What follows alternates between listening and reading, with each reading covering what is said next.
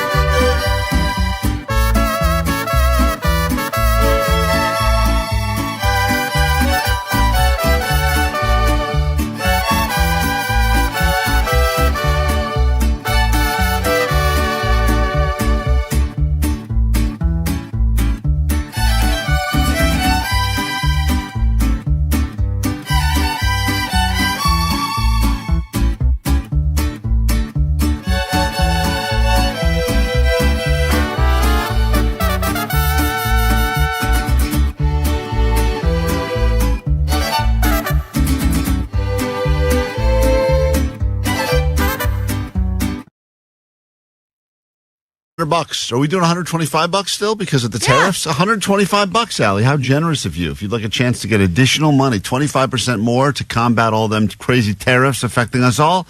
Everything's costing more, but you're also making more for some Allie Knows the News. Call now, 800-520-1067. 5 questions about stuff that's been going on in the world the last 24 hours. Do better than Allie, and she instantly gives you $100 plus that $25 tariff bonus. Yeah, you got to cancel it out somehow. We got so much happening on today's show that I'm looking forward to, but perhaps nothing more than Vanessa's turn to go dating with the AI robot. It's a new thing that's happening through Tinder to see how good your game is. Allie took a shot at it, I took a shot at it, and later today, we will listen to this in its entirety later this morning, but I just want to give you a tease now, because there's a theory around here that Vanessa is a child, and we somehow have accidentally hired a child to work for us.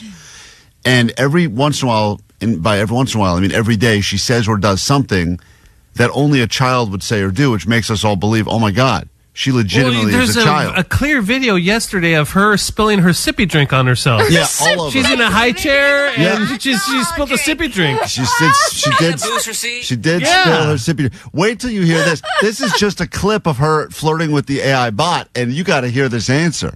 I'm really into DIY projects myself. Building, painting, you name it. What's your favorite kind of project? I really like to, I'm currently working on, I like to color. She likes to color. You know who else answered that? I'm working on a Spider-Man picture that looks really cool. I mean, what the hell? I'm staying in the line. She's supposed to be flirting with an adult. That's exactly how a child would answer the same question. What do you like to do for fun? I like to color. Well, color. So, I mean, I'm convinced now more and more that we have hired a child.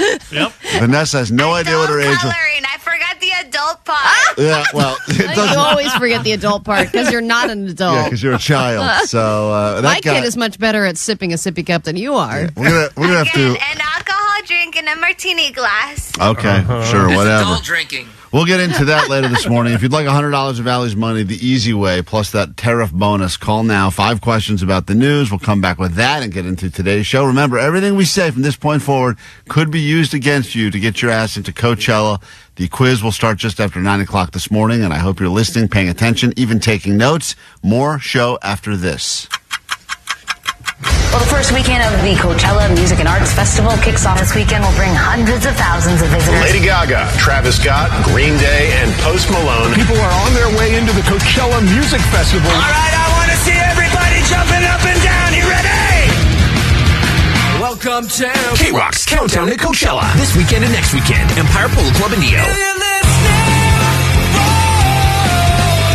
Listen to 9 a.m. and 5 p.m. to find out how you can win 3-day passes to Coachella. Courtesy of Golden Voice. This is your last chance. Weekday, Post Malone, Lady Gaga, The Prodigy, In Eat World, Joe, The Beaches, Lola Young, Just Added, Weezer, and more.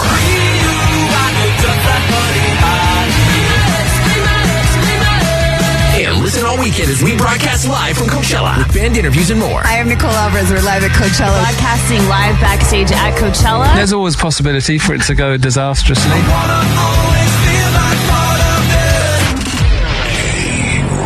Driven by Mike Thompson RV. Don't miss a moment. Go RVing.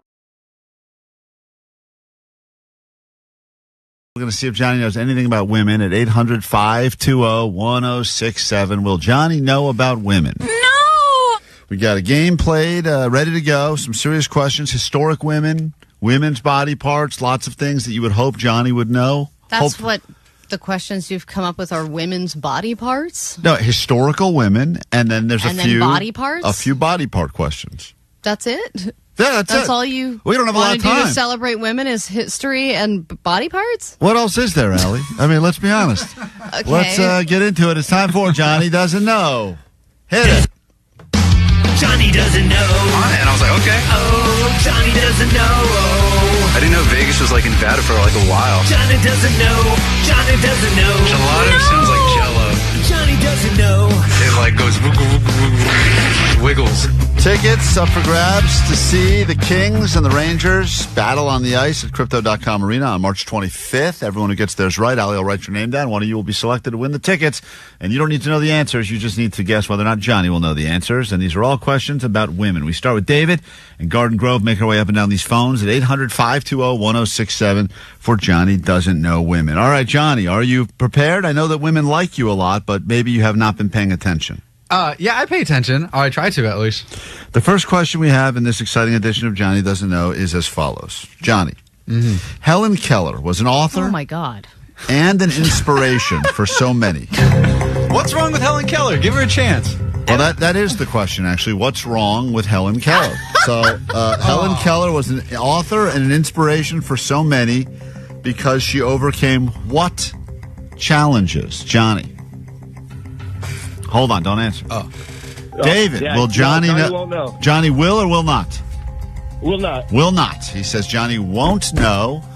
Johnny, your question is Helen Keller, inspiration, author, overcoming what challenges? He says you will not know.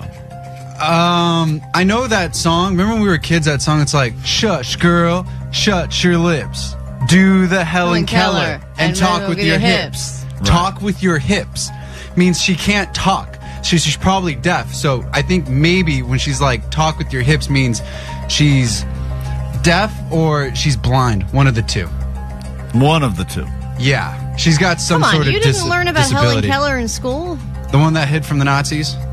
No, that's Anne Frank. Oh, my God. Wrong woman, huh? Yes. Yikes. That was a toughie. Come on, there's like two It would historical have been women. so hard for Helen Keller to hide from the Nazis. There's only 2 historical women. She thinks she's Am I hiding. behind a couch? I don't know. I was just sitting in the middle of the living room. Helen, that's not a good hiding spot. I can't tell them I'm not here. All right. Let's go with blind. Let's go with blind. All right. What is blind? She is blind and deaf, Johnny. Yes, double duo, And baby. mute. Let's go. And mute? Yeah, I She don't was know. blind, deaf, and I don't mute. even know if we can give that to Johnny because David. I'm going to say David got it right. I mean, Johnny knew part of it, but She's the most famous for having multiple. Yes. Yeah, multiple Not just issues. one. She's dope, bro.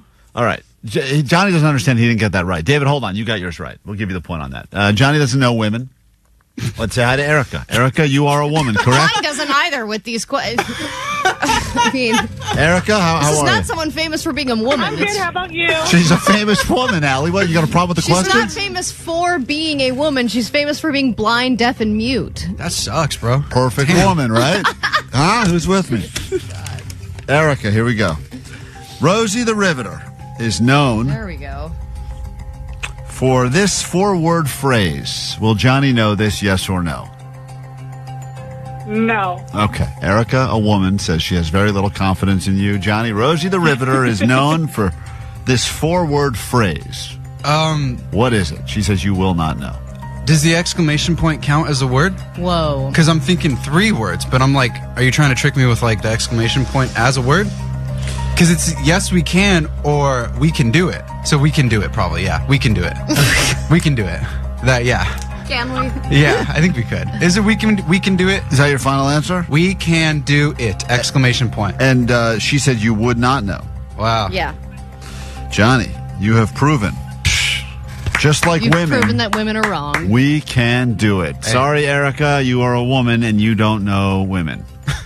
We move on and we say That has nothing to do with it. it has a little to She do with doesn't it. know Johnny. Yeah, what the hell? I'm just kidding. You know plenty about women. Daniel, here we go. gosh. Daniel, welcome to Johnny Doesn't Know Women. Here we go. It's International Women's Day. Oh my gosh. Netbanger shout out on YouTube watching live. Netbanger. Here we go. Johnny, here's the question.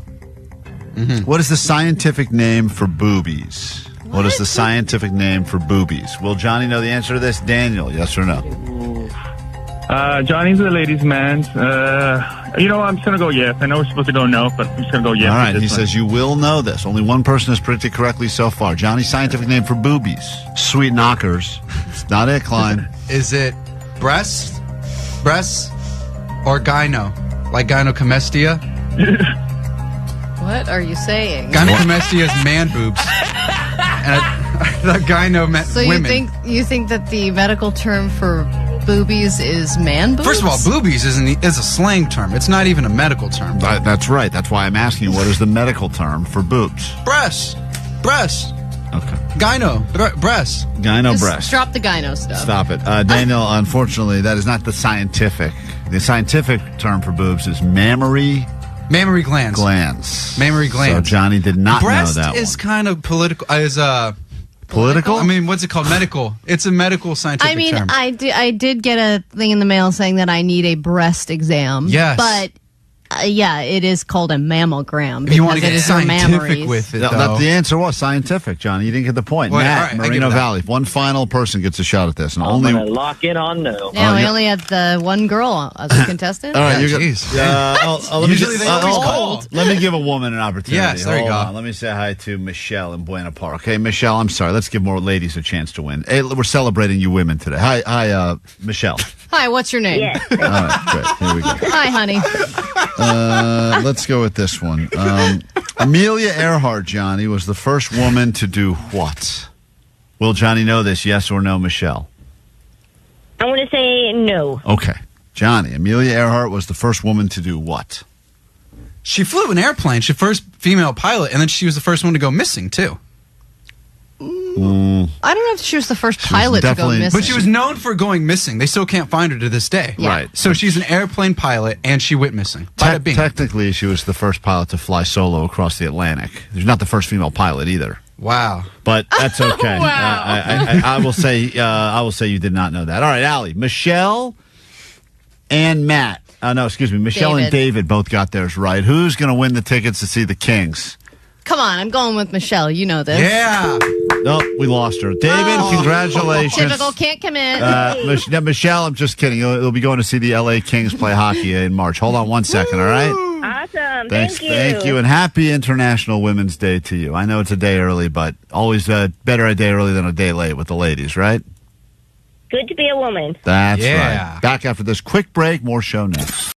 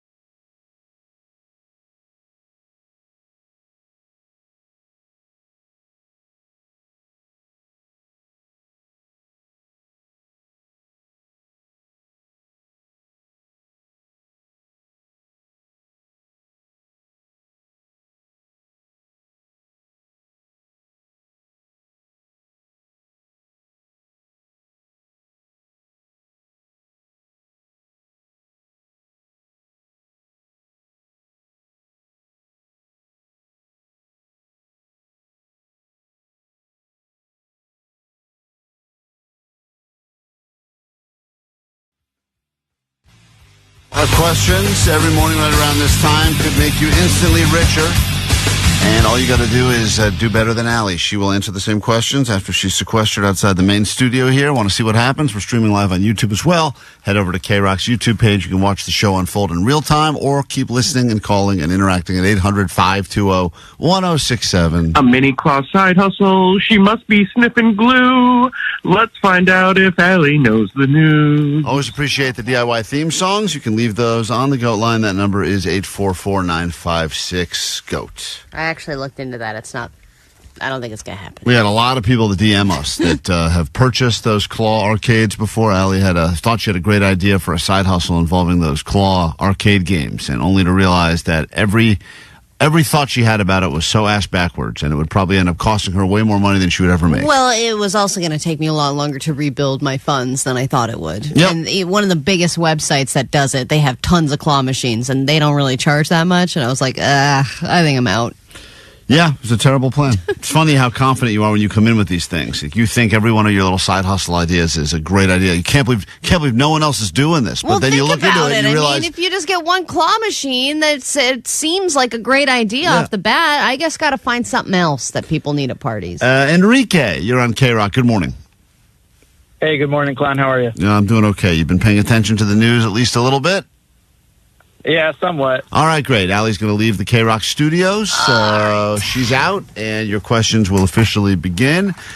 Please answer them quickly, confidently, and accurately. The questions will begin as soon as that door shuts. She will not hear these questions until she comes back in for her chance to answer. You have $100 up for grabs, plus a $25 tariff bonus we're throwing in this week. And your round of Allie Knows the News starts right now. Allie Knows the News. Good news. Good news. If you like drinking, a new bill would allow some California bars to do what? The new bill that's being proposed would allow California bars to do what? Last call at 4 a.m. All right, go to question number 2. Congratulations. These are your new NCAA men's basketball champions. Florida Gators. Question 3. The drummer for this iconic band sadly has died at the age of 70. Which band was he the drummer in? His name was Clem Burke. I will to give you that information, but which band did he drum in? No idea. Question 4. Roughly this many people watched the White Lotus series finale.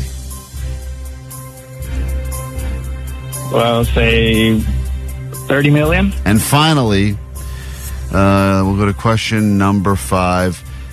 There is an extinct animal that is being brought back to life. What animal was extinct and now is being brought back again? Dire wolf. All right, good job. This guy's no dummy. Knows what's happening in the world. We will score it together. I'll give you Allie, hold on. Get out of here. I want to give this guy a tiebreaker question in case we need it. This major golf tournament begins this week. Oh, I got this. The Masters. All right, great. Let's bring Allie in now. If we need that tiebreaker question, we'll go to it. Here we go. All right, Allie. This guy's not a dummy. I'm going to warn you. Oh. Enrique brought his smarts with him this morning, and if you're listening and you think to yourself, these questions are easy, as Omar says, easy peasy lemon squeezy, you could battle tomorrow for the same $100 plus that $25 tariff bonus. Here we go. Question 1, Allie. Yeah. Good news if you like to drink, a new California bill would allow some bars to do what? Stay open till 4 a.m. Last call gets pushed back till 4 a.m., and that is the answer he gave us as well, and that is also the correct answer. Man, you knew that one? So it's tied up 1-1. We go to question number 2. Congratulations. These are your new NCAA men's basketball champions. Yeah, it would be the Gators. The Gators. Allie and I had a bet yesterday. Allie will now have to produce a video of her doing a panty haul video, which is going to be her trying on lots of different types of underwear, and we'll be posting that on YouTube. And if that doesn't get KROQ over the 100K mark, I don't think anything will. I'm going full granny. All granny varieties. A full granny panty haul? Uh-huh. Whoa, that is awesome. It totally is. It is. No one's great. doing that. You want to How talk? granny can we get, baby? All right, that is correct. You guys tied up 2-2. Jake said if I had took the spread yesterday, I would have won. Jake is, I think, wrong. I believe the spread was 1.5, and I think they won by, they won by 2. Yeah, I think that you would not have won. Oh, okay. Question number 3. The drummer for this iconic band died at the age of 70. His name was Clem Burke. Oh, that would be Blondie. He did not know this one, but Allie did get that one. So now Allie goes up by 1 with 2 questions left, and we've raised the stakes. No. Here we go. Question 4. This many people roughly watched the White Lotus series finale. Oh, I think it's 6 million? All right, he guessed 30 million. Oh, Slightly my God. over-guessed. The correct answer, at least according to the research out, was 6.2 million people watched the finale. She's on it. I know, she is on it. You cannot mess with Allie. She does know the news. Final question, Enrique. Let's see if you can put it together here. This animal that was extinct is being brought back to life. Which animal? Scientists bringing it back. The woolly mammoth. That is incorrect. What? They're bringing back the woolly mammoth. The dire wolf is what's coming back, and he got that right. So, with a comeback at the end, it doesn't matter. He still loses by With 1. a comeback at the end, it doesn't matter. It doesn't matter. But at least, hey, look, I love it. It's like the NCAA game last night. It was similar to that. What must you shamefully admit, Enrique? You came so close, but yet so far. I'm Enrique from Santa Clarita, and Allie knows the news. Yeah, thank you for playing with us. Allie's going to put her money back in her pocket played, for now. though. I gave him a tiebreaker question, but I think you would have gotten it anyway. Do you know which major golf event is starting this week? Oh, well, I think it's the Masters, Okay, right? Allie Because I would've saw the gotten food that right. menu and everything. Yeah, all right. Allie's And the no little dummy. jackets. Allie's no dummy. Let's get into this one from MyChem, and then we'll get into everything else we have in store for you today. Believe it or not, the show will be a good one, and everything we say throughout the morning could result in you getting Coachella tickets just after 9 o'clock.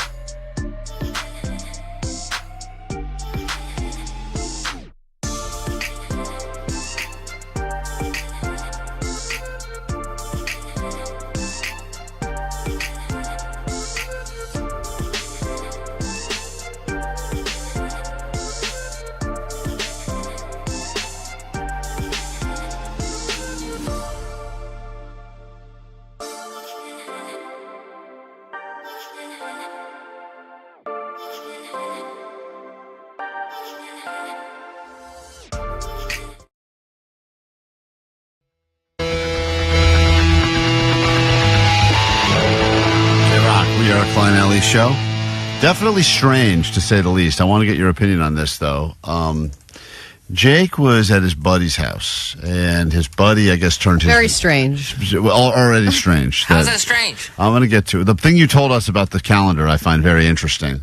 But I guess his wife, for a present for her husband, gave him a kind of a sexy calendar of herself. Like I've had my friends who have done that. She put together a sexy calendar of herself and said, "Here I am. Every month now you can look at me in a different sexy pose." And I don't know if it was it naked or underwear. All I know is the guy, usually if you got that as a gift, I would think that you would not put that on display. And this guy apparently had his on display, and Jake was, I guess, perusing this is it. my girl. Right, so Jake was over at his house looking at the calendar, and the guy... Did he care that you were looking at it? It wasn't like I was looking at it or going through it. He has it on the wall of his garage that he turned into a bar. Yeah, I understand, but like... Yeah, but did you perv out on it? Right. No, I didn't perv out on it. Me and my friend were like, whoa, we haven't... Wow, look at that. Well, and sounds like you're perving out on it. That's the definition of perving out right there. Whoa, yeah. perv out on it. I wouldn't be looking, but it's right there. Whoa. We flipped through the months. We just saw like the month of April. And I'm like, Swing. Okay. How many time periods are going to relive in this conversation? Let's perv out in every decade, shall we? I mean, if you think about it, it's a sweet thing to do, right? A friend of mine did boudoir photos for her fiance before they got married, but that was just a private little portfolio with some like very racy photos. Can I say something as a man? We don't care. Don't care.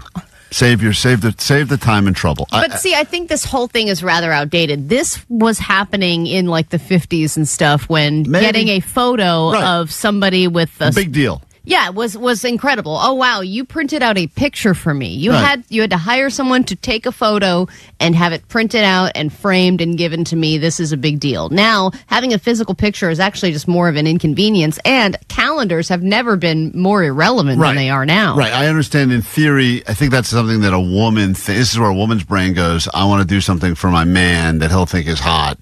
So I'm going to go take a sexy photo shoot of myself and then give it to him in calendar form. Now, maybe your buddy thought it was cool. I also find it interesting. Does she know that he put it on display? It feels like that's a private gift. It's like from me to you for your eyes only. But is she aware that the thing's hanging up in his garage bar? She did, because right before I think I was going to say something inappropriate, she came around the corner into the garage. More lemonade, fellas. I was like, hey, we're just hey, that's Miss April, June, July, August, September, October. And did she put like passive aggressive dates in there, like our anniversary? I wasn't reading that part. I don't read the actual dates. I was just looking at the pictures. But if you make somebody a calendar, it has to go on display somewhere. It can't just be a private, let me see what month it is. If someone makes a calendar, especially with sexy photos, in order to utilize the calendar, you have to put it up so they know. I guess that depends on how she gave it to him, but she probably wasn't thinking that Jake and his other buddies were going to sit in the garage and perv out on her like they were doing. Out. Just saw it for a second. You said before I elbowed my buddy and go, woo, look at those. All right. We'll take turns and pass it around until everyone finishes. Can't change the month because they're all stuck together. I'll Your see turn. you boys again in May. That's not what we sound like. So I listen, the reason I bring this up, I also had received early when I was dating my wife now, but at the time we'd only been dating probably a year or less. She made... This is when she was 12? This is when she was 12 still. That's right. I think she was, to be fair, she was 22 then, 21. Yeah, get them all there, Vanessa, am I right? That's what they say. She gave me she said to me I didn't know what to get you for your birthday, so I got you, I made a Playboy, because when I worked at Playboy, she goes, I got you a Playboy, but it's with me. On every page? Well, she said she shot some pictures with her girlfriends, and I was excited because I thought it was a bunch of her and her girlfriends, and I was like, every picture is just you, though. Oh, my God, yeah, why aren't they all on the bed together? She's like, they took the pictures, and I was like, oh. All right. Did she do fake articles, too? There were no articles. It was just a few pictures. Here, blah, blah, blah, blah, blah, blah, blah. But I remember thinking to myself at the time, oh, that's sweet that she thinks that's what I want. Well, that's a cute way to do it, though, because that is what you want, and also it's something that you would appreciate. The fact that she made a high-quality fake Playboy for you. It wasn't that high quality. I mean, it was like magazine It paper? was like going to Kinko. I was like, did you have to print these out at Kinko? Like that. It was like one of those things. Kinko's living up to its name. Yeah, you really put the kink in Kinko's here, huh? But I was like, oh, that's cool. But I remember I put it in a drawer and never looked at it again. And then we moved recently, and that one. I was like, oh, look at this thing you made. She's like, throw that out. Oh. She didn't want it. She didn't want it to get out. She's like, I'll take it. Thanks, Jen. We're going to attempt to feed each other, baby bird style, mouth to mouth. You've heard the show, but do you want to see the show? Don't answer that. Just go to KROQ's YouTube and subscribe to watch this. You're a pink pony girl. Klein Alley Show. Baby. Every weekday morning. I like it. Thank you, lady. Klein Alley Show. Mornings on KROQ. 106.7 KROQ.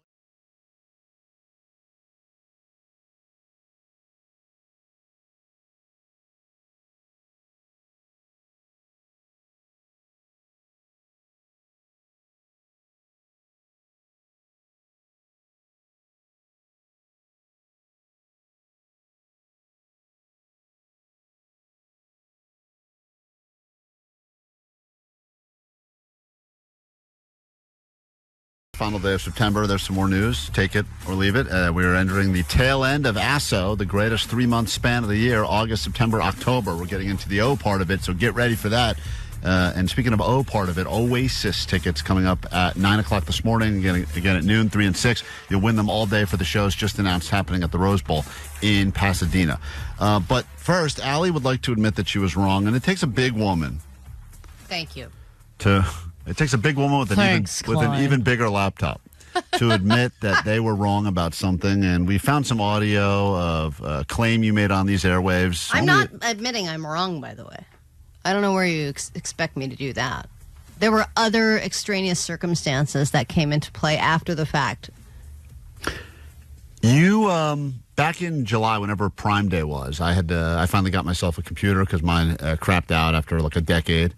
And you also had a crappy computer. And you decided... It's an old computer that also has had a significant amount of water damage. I spilled an entire bottle of water on it about 3 or 4 years ago, and I'm amazed it's lasted as long as it has. When you first talked about this situation, I just want you to hear the reaction that Omar gave you, because we were laughing at you and saying that this was a terrible idea many months ago, and now, as you have now just had to purchase a new computer... It's clear that we were right. It was a decision I made. It's clear that we were right and you were wrong. But here, this is audio from, I'm going to play this to you. This is from back in July. I also have an old-ass computer, but instead of buying a new computer, I settled on buying a new battery because the main problem that my... Now, that laughter from Omar is what we're all thinking, which is... That's laughter support. Right, Omar? Nope. That's him laughing, knowing that in a few months we would get this exact story we're about to get right now because he knows...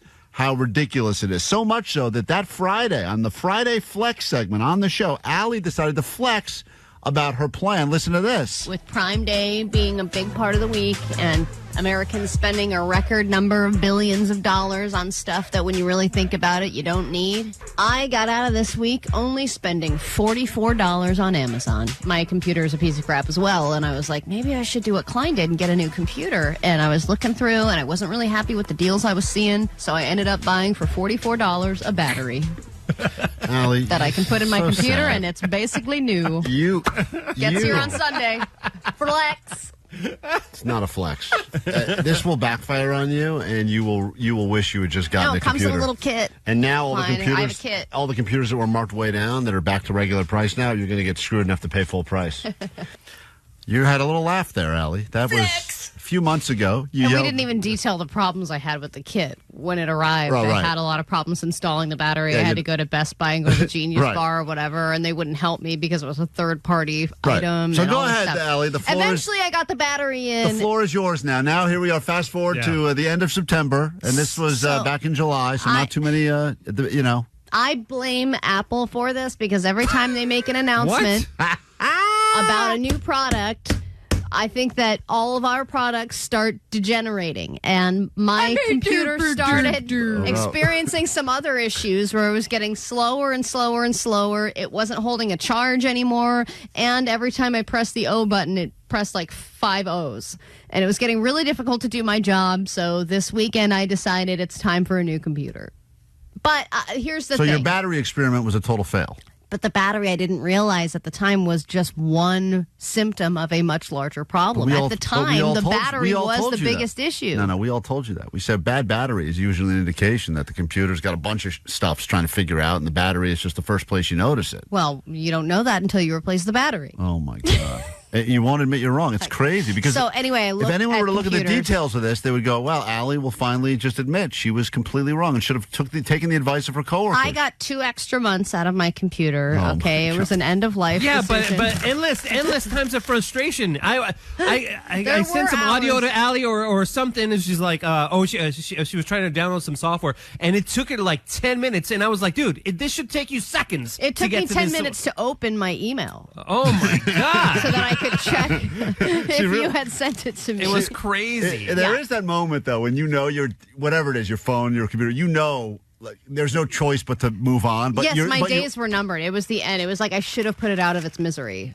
Yeah, so we all said that. I know. So I got a computer online, and I got it at Best Buy or whatever. I went and picked it up. And here's the thing: is I don't really. I also blame myself for being gay because I don't know inches anymore. Yeah. I don't know sizes. I'm not a size queen, and so I don't know the difference between 13, 14, and 16 inches. I decided, you know what? This is a new computer. I want it to, I want a bigger screen. I'm going to go 16-inch. And I got a MacBook Pro, and this thing is enormous. It's so big. It's so heavy. Yeah. I'm so paranoid that I'm going to drop it because it's funny watching you lug it around. It's just so, it's like having a television set. Yeah, it's just insane. It's overwhelming, it's and I don't know what to past do. the point of portable. I think you just it have to really set is. up. I think I accidentally bought a desktop. Yeah. So anyway, that's once again just battery works great though. I've been using it all weekend. Yeah, it's not even halfway done. because you didn't put it in. Because the geniuses put it in. That's a great idea, Klein. I should put a new battery in this thing. No, It needs one. You definitely should not. I got a kit. So you are wrong. I was not wrong at the time. How much would you have saved if you bought this computer back then? I don't know because I don't think they had this computer on the Prime Day deal. By the way, Prime Day is coming up next week. Yeah, you also missed your Prime Day window because if you just waited another week, I think Prime Day starts again. I couldn't wait another week, Klein. It was impossible. It's unbelievable. It would have taken 7 hours to get ADD News together. You middled yourself between the two Prime I Days. did. It's kind of funny.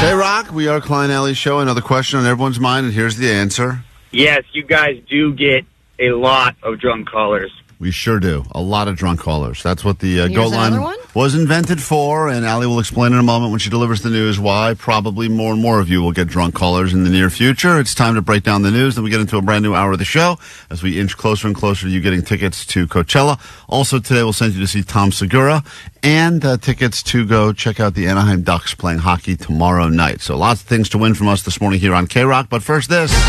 Grab your Adderall. It's time for ADD News. They raised the rates once, twice, and now they would like to do it a third time. It is the biggest hike, up to 38% for State Farm. Jake from State Farm, maybe all smiles in those stupid little commercials with Patrick Mahomes, but he's screwing you behind the scenes, and today's the first hearing where they present their case as to why they want to hike everybody's insurance rates. They want to hike it 22% for homeowners, 15% for condos, and 38% for rentals, and this has already been provisionally approved. They just have to present their data to show us just how much they're hurting. And they were also trying to make this a closed hearing so that people couldn't see them begging for money and questioning their motives.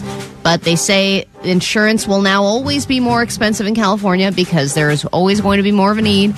And if they pay out everybody from the fires, they're going to be in, quote, dire financial straits. So this increase is essential to help them rebuild. I just wonder how many years, right? Obviously, the big fires of this year have put them in a bad spot. But how many years were they incredibly financially successful because people were not putting in claims? I would imagine it was just decades and decades and decades. And, you know, look, I'm someone that recently had to put in a pretty sizable claim after my wife's car got stolen. Glad I had insurance because, for the most part, minus having to put a new down payment on a new car, they covered most of it. And it was good to have insurance because that sucks if your car gets stolen. You don't have insurance or you get into a huge accident, but you are required by law to have insurance. Yeah. And it, you know, when you start doing the math and the numbers, you go, all right, my car's going to cost me this much a month. There's no way that insurance should be the same price as what you're paying for your car. And that's almost getting to the point where that's at. Yeah, and a house is much more essential than a car. You know what I mean? Yes, they're both essential in Southern California, but if you have a place to live, you know, you are like you need that more than you need a car to get around. There are other things you can do. Because you can live in a car and you can drive a car. House, you can't drive. You can only live in it. I would argue if you have to pick house or car, I take car. I'm not saying you have to pick, but I would say if you have to now. If you had to have a place to live or a car, you would probably choose a place to live, would you not? Yeah, backseat of a car. Boom. Two birds. What I'm saying is that more people have, the luxury of having a place to live. And then, like you said, you have to have insurance. You have to. And so you are forced to have something that you can't afford. So what are you going to do? This is just going to make the homeless problem even worse. And then for these companies... I don't think you're required to have home insurance. I don't think that's something you're required to have, are you? You're definitely car. You have to have it. To be on the roads... It's not a... I would think that it's probably the same as a car, that if you don't own your house, you probably have to have insurance on it. I think, yeah. Jake's right. Some landlords will say you must get insurance. Like, I know the place I'm renting now, they said to me, you need to show us an insurance policy. Yeah, you need to prove your insurance before you can even get approved. Renter's insurance is different than homeowner's Very insurance. different, yep. Yeah. Mm-hmm. But then for a place like State Farm, they are able to just, think about how much you lie with little things like, hey, can you show me the receipt for that? Was this a work expense? And you're like, sure. Right. You're just one person. Think of an entire multi-billion-dollar company and the numbers that they're able to present. Look at our dire financial situation. Yep. And how much are you able to look into that to really prove that that's even true? What they present in court, who knows how truthful that is? I told you, I was with State Farm for a long time. Since I got my driver's license, I was with State Farm. Over 20 years. And I recently left because, and this was before the fires even happened. They just told me everything was going to get jacked way up, and I said, "That's it, I'm out."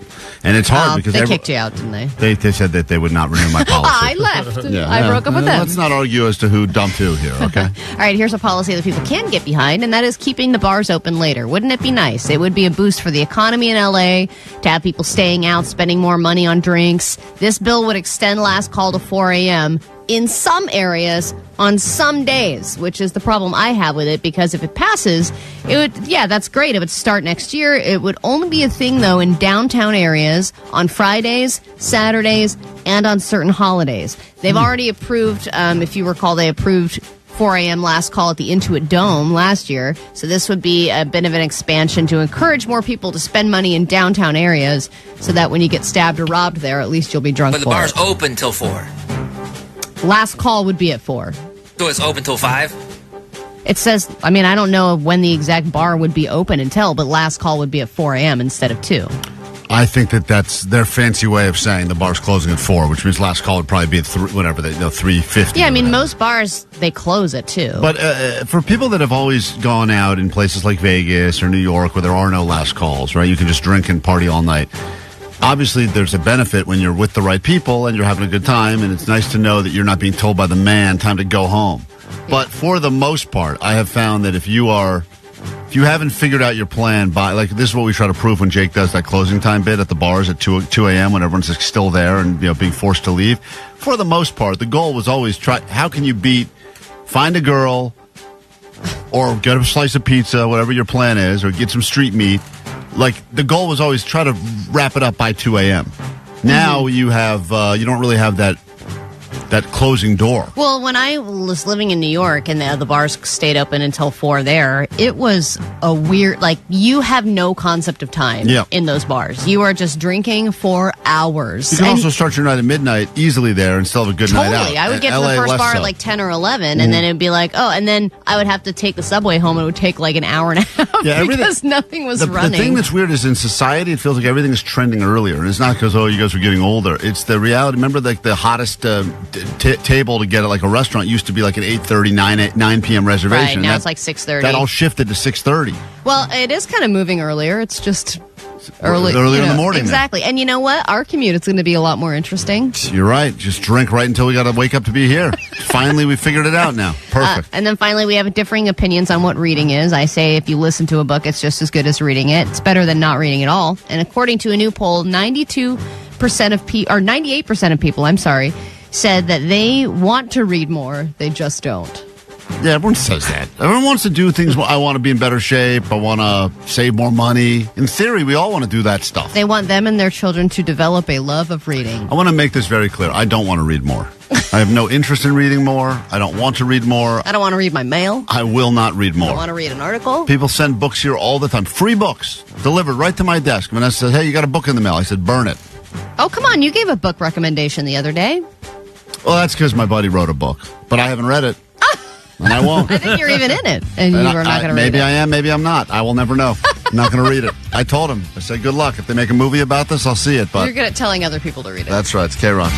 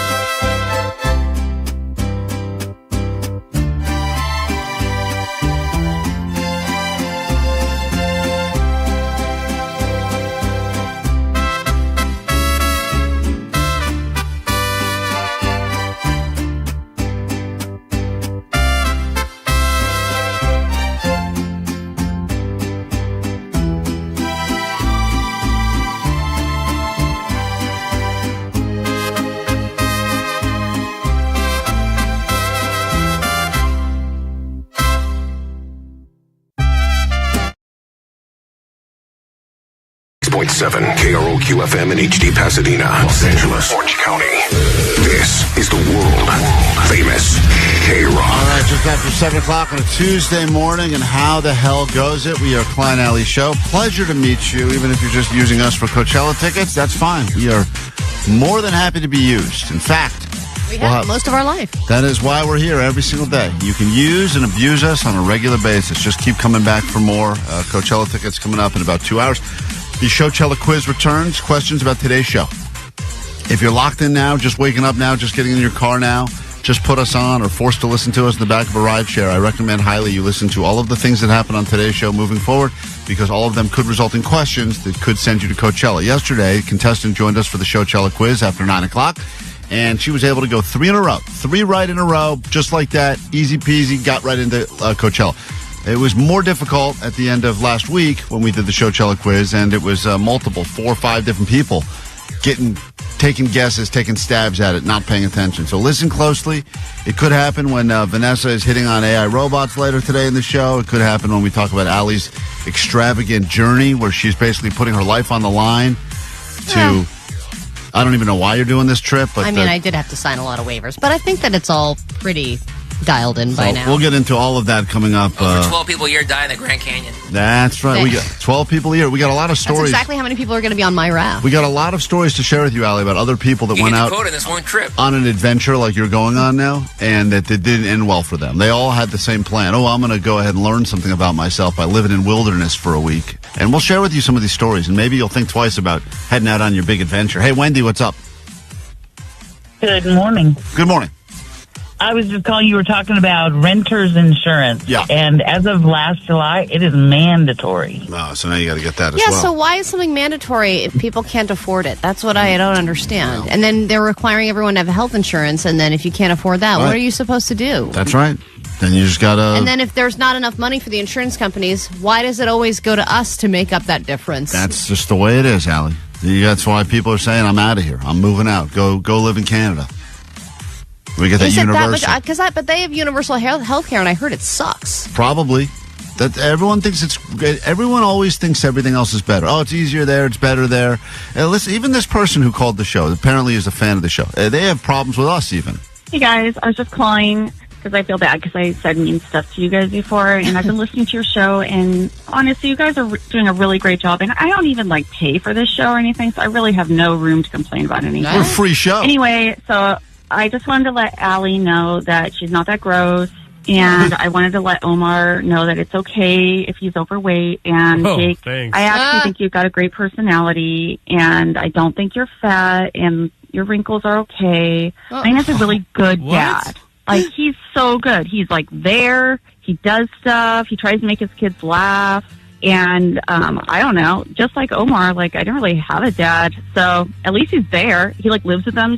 And also, I also just wanted to, let you guys know that I think you're great and awesome. And I'm sorry for all the mean stuff I said. You're still doing it. You're doing all the great work that I enjoy every day. Oh. And also do show overtime every day so we can hear you more. Bye, guys. We're not going to do that. But thank you for that wonderful message, which I think was a compliment, but somehow we all feel worse about ourselves. If you pay a monthly fee, we'll have less wrinkles and less pounds. Yeah, you got to pay for the show. You start paying for the premium version of this show. Oh, wait, we are super sexy.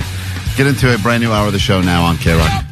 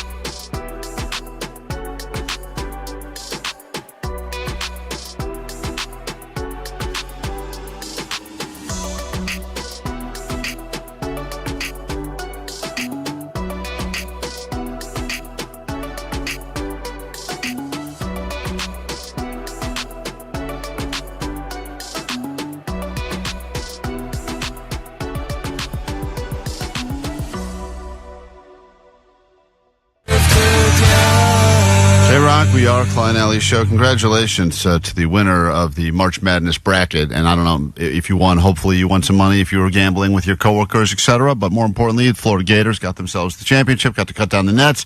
While that was all happening on the courts here at K-Rock, we were trying to determine who is the worst person on the planet in the year 2025. And that's why we have been whittling it down for weeks now in this March Badness bracket. It came down to the final four, all in different categories, but the final four ended up being the person that is the one word per texter. They were battling out the roommate with the live-in girlfriend or boyfriend that has that extra person living there that's not paying rent, but they take advantage of all food and toilet, etc. I've had that and I've been that. They were battling on the other side the appreciation post couple, the couple that's constantly just posting how much they love each other. Every post is just an appreciation for how great it is they found the love of their life, and everyone feels like they're overcompensating for something, but for whatever reason they've decided to turn their entire relationship into a giant soliloquy for each other on Instagram. That one has a lot of weight to it because not only is it annoying to see the same posts over and over on your feed, you're also feeling self-conscious about your own life and your own relationships, and it lingers within you, and then you just get more and more angry about that stupid couple. Yeah, and then you go, do I not love each other? Why am I not experiencing that level of depth and appreciation? And then it kind of twists to the point where you hope they're miserable. Yeah, well, it's funny. I feel bad saying this because I don't think any of us should wish harm on each other, but when one of those constant appreciation post couples breaks up, and you're all like shocked because you're like, how could you break up? You're like, I knew it! You were the love of your life. You also kind of are like, yeah, like you're saw human. that coming. So anyway, and then the final spot in the final four was the intense sports dad, the dad that takes the kids' sports so seriously that he's fighting the referees and yelling at the other parents and saying, here's how you swing a bat, kid. Anyway, it came down to just two, and in the finals, it was the appreciation post couple battling the roommate that has the live-in boyfriend or girlfriend, and the winner of March Badness 2025 and the worst person on the planet this year is the appreciation post couple. Congratulations. The worst one likes people you. Are the most positive people out of all of them in this group. We get it. It was exactly today, 3 years and 14 days ago that you met the love of your life, and then we'll know tomorrow is 3 years and 15 days ago. We get the way the story goes. And we see You're that in love. you repost your wedding photos Constantly. over and over again, too. Right. Not just on a yearly basis, on like a quarterly basis. Right. You start looking at it, you're like, I think that kid in the background of the wedding photo has a mustache now. And they're still posing that thing. You're like, how do they still have more wedding photos to share? Right. It's what kind of package did they sign up for? They got unlimited. God. So listen, I get it. You're in love. It's wonderful. If you really are in love. Now, most people do claim, most experts claim, that usually when there's an I would say there's studies that prove this. Right. If the ratio is over the top of I love, I can't get through a day without you, just a Saturday appreciation. I get it on birthdays and anniversaries. If you want to do that, that's fine. No judgment. Mm-hmm. If it's just every Tuesday I think of how lucky I am that I met the man of my dreams and here he is and here we are on our wedding. It's the rest of us are looking at this and going, why? Why are you doing this? Right. You're like, when he's popping the zit on his back, do you really feel that? So anyway, congratulations of all of the couples, all of the people out there. It could have been a lot. I mean, even just beating the beach bathroom. I mean, this took down the worst toilet you'd ever encounter. So that was a big upset. So congratulations for you appreciation couples. You are everyone's least favorite. You're the winner of March Badness this year. Take a super quick break. When we get back, is it possible in this day and age with everything going on, the cost of everything, to go out and have a great night for $50 or less? It was an experiment that Vanessa wanted to take on, and we have the results next. KROQ. Guess who's back? What? Back again. Woohoo! Kevin's back. Find that hard to believe. Got no friends. Kevin's back. Kevin's back. Kevin's back. Kevin's back. Kevin's back. Kevin's back. Kevin's back. KROQ. Wow, wow, wow, wow, wow, wow. KROQ. Wow, wow, wow, wow. She's a spaghetti girl. We've created a monster. Nobody listens to KROQ no more. They laid off everybody that was here. But if you want KROQ, this is what we'll give ya. Mediocrity and Klein Alley. When he was last here, ratings dropped fast, a lot quicker than my stocks when he got locked out of KROQ's kitchen. Guess what? Kevin's back. Na-na-na-na-na-na-na-na. Fix your bent to Tana tuna, turn it up a little. You waited this long, never say never. Kevin's back and introducing the Red Hot Chili Peppers. We gave him a job, a new endeavor, but he ain't too smart and he ain't very clever. So the FCC just lets him be, cause they cannot understand what he's saying. They tried to shut him down, ha ha ha. We put Kevin back on the frequency. Well, we tried to reach out to Bean, but he wouldn't return our calls. you see? Cause we're all bankrupt. Odyssey and put Kevin back on the frequency. Well, we need a little controversy, so everybody just follow our lead and pretend you are kind of happy that Kevin's back on the frequency. KROQ. What did we do? What did we do? KROQ. That song ended. That ended. So now we're going to talk. That's over. That is over. You dumbass. Kevin Ryder's back. Weekdays from 3 to 7 on KROQ. All right. Well, this is something I'm sure I'll regret later. But here Get you go. on with it. For your entertainment, I guess, why not, right? Let's do it. It was a Friday a few weeks ago, middle of January, where I got a call just after the show was ending from my wife that said, do you have my car? And I said, I do not have your car. And she said, well, then it was stolen. And I said, that's impossible. And lo and behold, the car was stolen. Had to go to LAPD. Clearly, it is not a priority because cars get stolen all the time. We heard from quite a few of you that have shared many stories of cars getting stolen, some getting found, some never getting found. And we got to a point where earlier this week, they officially deemed her car a total loss. And through insurance and everything else, we were able to basically, she got her new car over the weekend.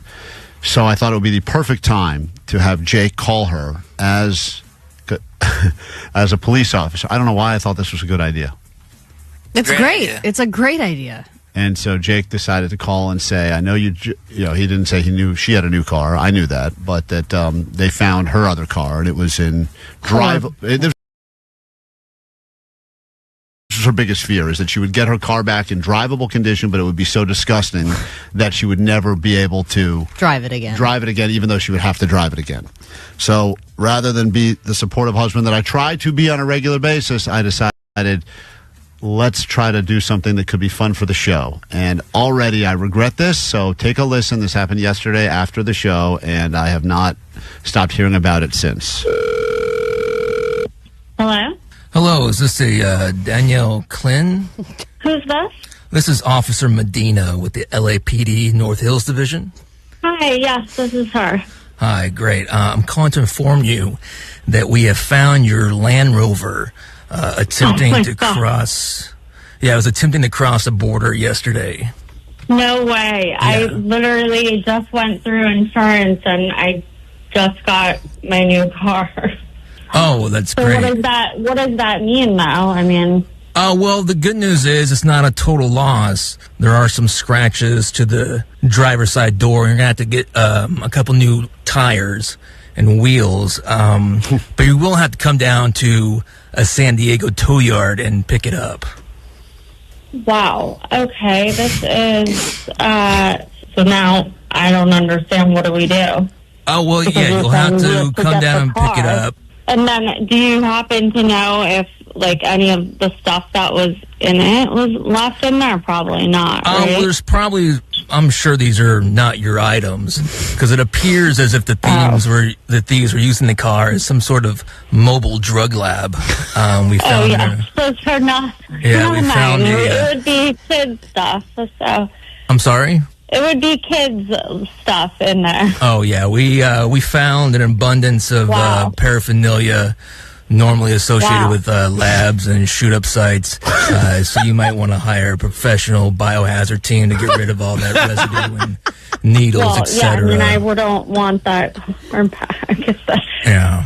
Okay, so do you mind if I add my husband into this call? Sure, yeah. Sorry, because I'm not. Hold on 1 second. Kevin? Hi. You're on with the sheriff. I'm Officer Medina with the LAPD North Hills Division. What? Yes, I know. Yeah, we found your car attempting to cross the border into Mexico yesterday. Being used for drug paraphernalia. Well, it appears as if they're using it as a mobile drug lab. Right now, there's an abundance of paraphernalia in the car. It also appears as if they used the vehicle to transport livestock. There's a leftover droppings and feed, and a smell that might not be able to get removed in the car. But we did recover a car seat that has also been soiled, and a brown coat was found in the car. Oh my God! Or any of those items. What do we, I mean, the car seat, and if it's a brown coat, yes. Oh, great. Yeah, those are still there for you. But the car is in a tow yard in San Diego, and you might want to pick it up as soon as you can, because each day it's a $125 fee that will accumulate. I guess Kevin, I don't understand this. Can you go? What? Me? Well, San Diego? It's in San Diego?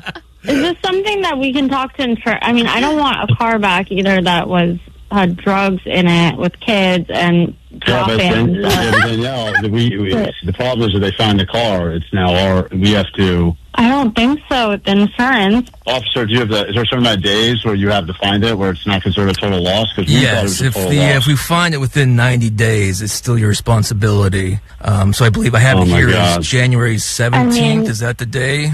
I don't know. I don't even know. This is insane. I've never...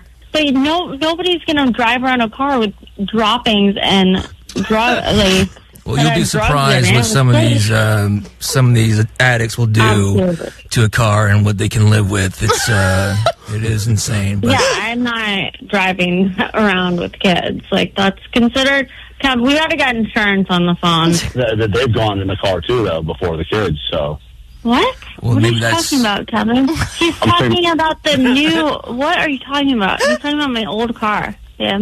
Yeah. Like I was telling your wife that you're going to have to get a professional to clean for the biohazard and the smell, animal droppings, etc. Then I'm going to call and see if we can give back the new car, because... No, Kevin, I'm not driving around a car that had drugs all over it and droppings. That's insane. We need to get on the phone with but we can't have two cars. We're going to have to pay for both cars now, because they found it. I think we need to get in touch with insurance, Kevin, right? Because you can't do anything from I feel like the first step should be trying to recover your car as soon as possible. Like I said, each day it incurs a fine. So how much do we owe you to this point? Well, right now, it's the first day will be... Oh, it's not even to me. It's to the tow yard. It'll be $125 per day. Hold on. All right. We need to get Shim and insurance on the phone, okay? Hold on. Does anyone on this call's husband work in radio? What? I have a wife. Is it possible this whole thing is a prank? Kevin? Mr. Klein. I love you, baby. It's a prank. Oh, my God. I hate you. Kevin. No, not okay. Now you know you don't have to pick up a car in San Diego.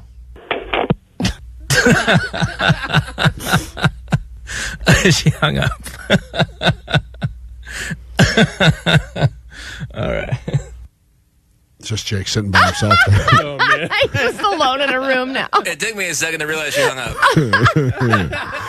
I can't believe Beetlejuice called your wife. I don't know to say the car was recovered. I regret that, but I'm glad you guys enjoyed it.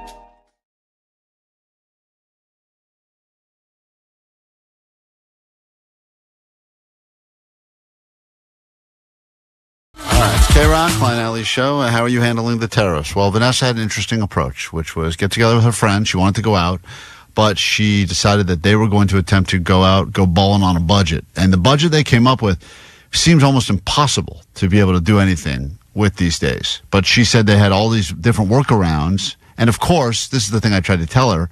And, Vanessa, whose idea was this budget? Your idea or your friend's idea? No, my friend Christine's idea. And she said you all wanted to go out, but everyone's like, I don't feel like spending money. Everything costs so much. So who came up with the number? We just felt like $50 was doable, so we decided $50 for the night. And this is dinner and drinks or just drinks? Oh, we had dinner. So you had to figure out for $50 how you could have dinner and drinks. And the idea is that if someone buys you drinks, right, like if you get hit on. Oh, yeah, well, that was also, we were hoping for that too. Did it happen? No, it didn't. So the plan. We were losers. Leave us hanging, why don't you? So wait, the plan was if we go out with this budget of $50, maybe we don't even need to use the budget if we can, find people that would like to buy us a drink. That's like my hot cousin. She can go anywhere and not pay for stuff. And she believes it, and it happens every time. I think we should raise some money for all of the beautiful people that are used to not buying drinks that now are, I feel like guys now that used to buy drinks. Are going to be more selective. A little bit more unable to buy all the drinks. I think there was a time when any guy would go, if any woman that wants to talk to me, I'll buy her a drink, at the very least. Now I think with everyone's tightening it down, I think we should start raising money for all the hot women that are not going to have guys buying them drinks. Now it's like, hold on a minute, it's $18 for this cocktails. Yeah. How long am I going to talk to you for, really? So your so $50 was the budget, and within the $50, did that include transportation too? Ubers? Yes, and parking. Let me break it down for you. Okay. So we started out by going to Trader Joe's to get like a pregame drink, And this was all part of the $50 too. Cans. What? That was all part of the $50 too. Yes. Wow, I'm surprised you went with individual cans and not just a bottle of vodka. No, because we don't want to get messy, You could have done for 28 cents, according to Allie, you could do a tampon soaked in vodka. And you could have won. Already, I'll beat your ass. I can do this whole night in 25. I'll prove it to you. Go ahead. That's Allie's big plan for Coachella. She's going to go in big, soaked up and ready. I'm going full vodka tampon. Okay. All 3 days. Okay. All right, so it's just you and her. Just you and one friend? Yes, just me and a friend. So we got like a margarita can cocktail from Like a Trader Joe's. 6-pack? What? Like a 6-pack? No, just we each got one. You know how sometimes they have the sad loser cans? The one-offs? The one-off loser cans? Oh. That was your pregame? That's so sad. I think they even call that section the loser can section because it's just like these It's one-off. like the lean cuisine section of the liquors. Dented cans. So you got. No, it's the cans that. If people want to try it, you can take one. No, I get that. My gosh, you loser. I'm just getting one. She's yelling at herself now, calling herself a loser. One Let's drink calm down. per person is just not even a pregame. All right, so you eat. So let's not judge. So you decide, can we go out and have a good night for $50? Which usually seems like a lot of might have a good night. Especially, that's $100 between the two of you because you don't have to do everything solo. So okay. You start with a one can at Trader Joe's. Okay. We each get one, okay? Okay. Which they did get us pretty buzzed. It was such a good time. So when we went to Santa Monica, by the way. So we went to Santa Monica. How did you get there from Long Beach? We wanted to change scenery. How did you get there, she said? Oh, how did we get there? We drove. Oh, Don't okay. drink and drive, people. Do not drink and drive. That's a way to save money.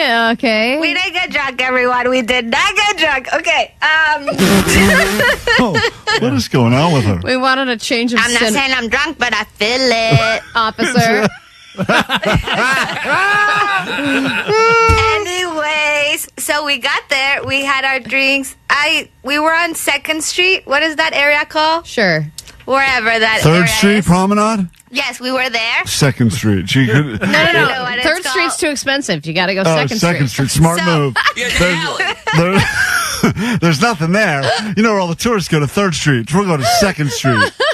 So we went there to people watch, do some entertainment, listen to the people playing the music outside. That's a real homeless hangout. You know that, right? Yeah, Are you sure you weren't in an alley? It really is. I mean, I know busking for money. That was actually the best part of the whole night, in my opinion. Okay. I love that part. And then, did they have food at this place? No, just wait. Okay. Then we got hungry, so we decided to go to Chipotle for the kids' meal. That was $7. Wow. We each had the Taco Kids meal because we just need a little bit something. So right now, how much you pay to park in Santa Monica? $10. Okay. Which we split, so that's $5 5 each. each.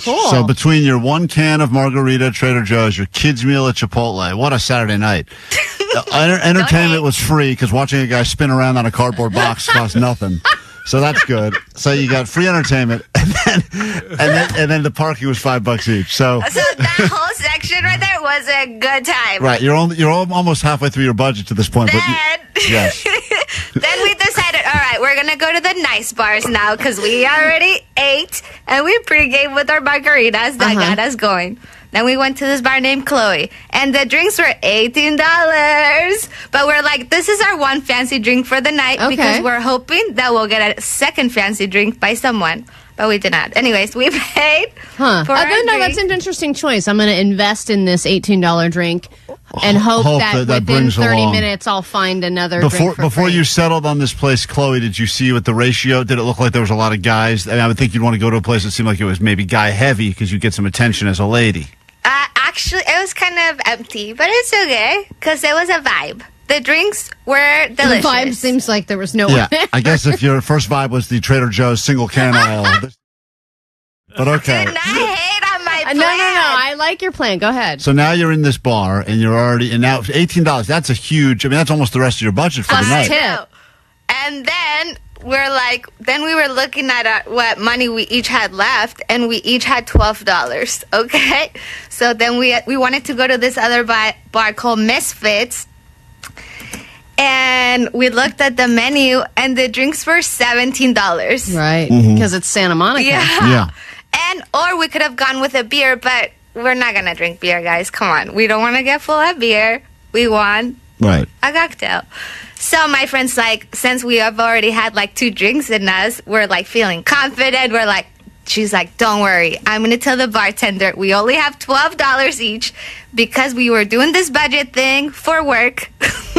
Wow. Okay. We really just want to finish the night with, and then the bartender, let me see what I can do. So you're telling him flat out, even much, we if told you him our give me a plan. discounted drink, I won't have enough money to tip you. Can you hook this up somehow? We have $12 each. We're trying to buy a drink each. And the guys, the menus, they're $17. You tell the bartender. But the bartender was like down with it. He's like, yeah, let me see what I can make you. He made us espresso martinis with tequila because we were on the tequila run. Tequila espresso martini? Right, there's a theme night for you. So he made you the drink, and then you're tapped out. Now you have no more money. Yeah, but so the bartender was happily what? He was happy to make us the drink. I'm not saying I'm drunk, but I feel it. That's right. Anyways, Vanessa,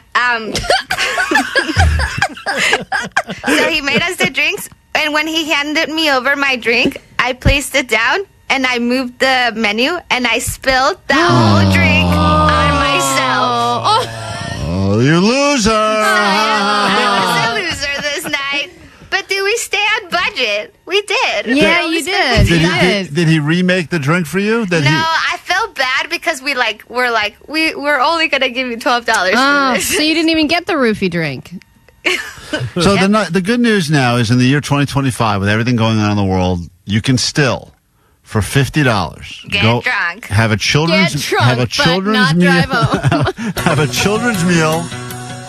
Have a loaner can of Trader Joe's, and have a drink spilled all over your lap. And have 1.5 drinks at a bar on 2nd Street. Hey, but that parking, pretty sweet. Yeah. $10 parking. That's a bargain. Can't complain about that. Valiant effort, Vanessa. There's your Monday motivation from Vanessa. Come back with takeaways, wrap up today's show, and turn it over to Nicole Alvarez next.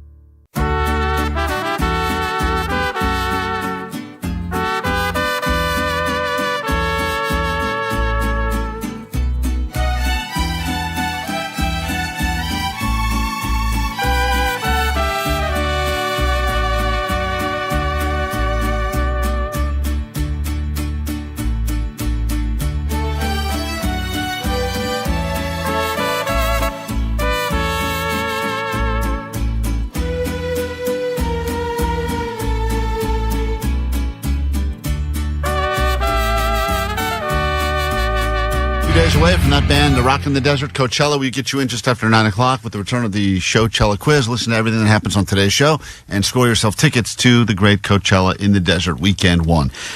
Here's a question, and we have some tickets up for grabs right now. Tom Segura, Pasadena Civic Auditorium, November 20th. Or if you'd rather, we will send you to check out the Anaheim Ducks battle the Calgary Flames happening at Honda Center on Wednesday. Tomorrow, you get to go to that game.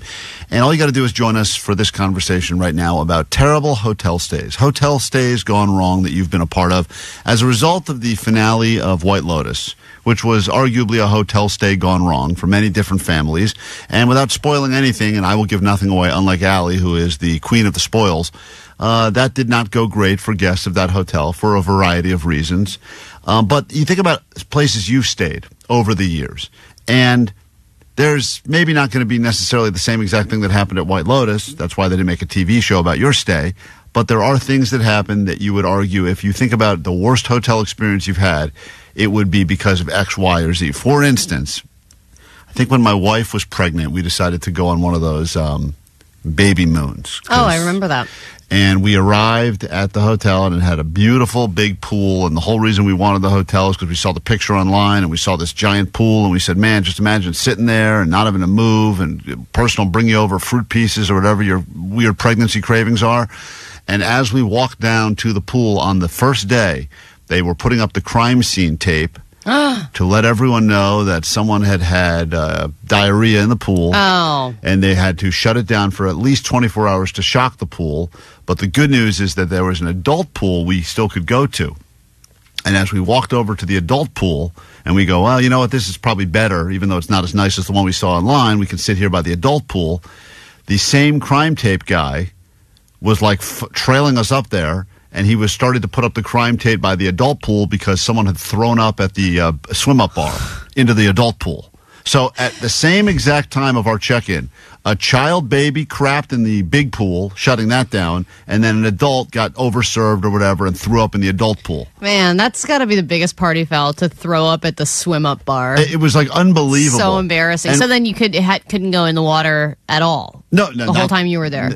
Well, the problem is the next day it was, quote, reopened. But once you have that image in your brain, you kind of start going like, I don't really know. Like if they're shutting it down and doing a full shock of the pool, it makes you. And I get it. I know a lot of gross stuff happens in hotel pools, but you almost want to like not know about it, not witness the cleanup, not actually. Yeah, but you have a couple them. Pina coladas, you can forget about all the diarrhea. Am I right? Yeah, sometimes. So the question for you're you. Definitely right. 800-520-1067. I know. I would not think about that at all. What was your biggest hotel disaster in honor of the big White Lotus finale? Well, there is the time that I booked a hotel for my wife, and it ended up being a brothel. Oh, that was great. Remember that? We're not talking about hotels gone great, Allie, but that's... Yeah, right? Yeah.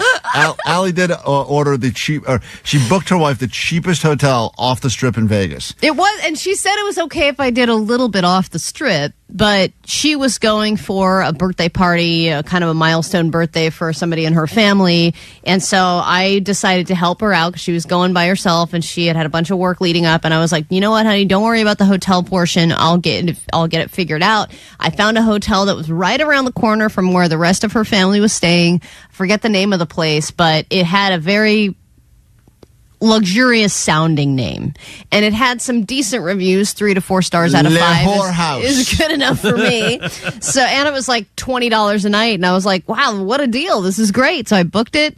She showed up, and the receptionist looked at her and said, why are you here? Are you a worker or are you a client? Yeah, like this, a lot of people booked this place by mistake because there were actual working girls in the lobby, and she eventually got her money back and went to a different hotel. She had to get a different hotel within an hour, which was very difficult and expensive. All right, let's talk hotel horror stories in honor of that big White Lotus finale that people are still buzzing about. Let's say hi to Izzy on KROQ. Good morning.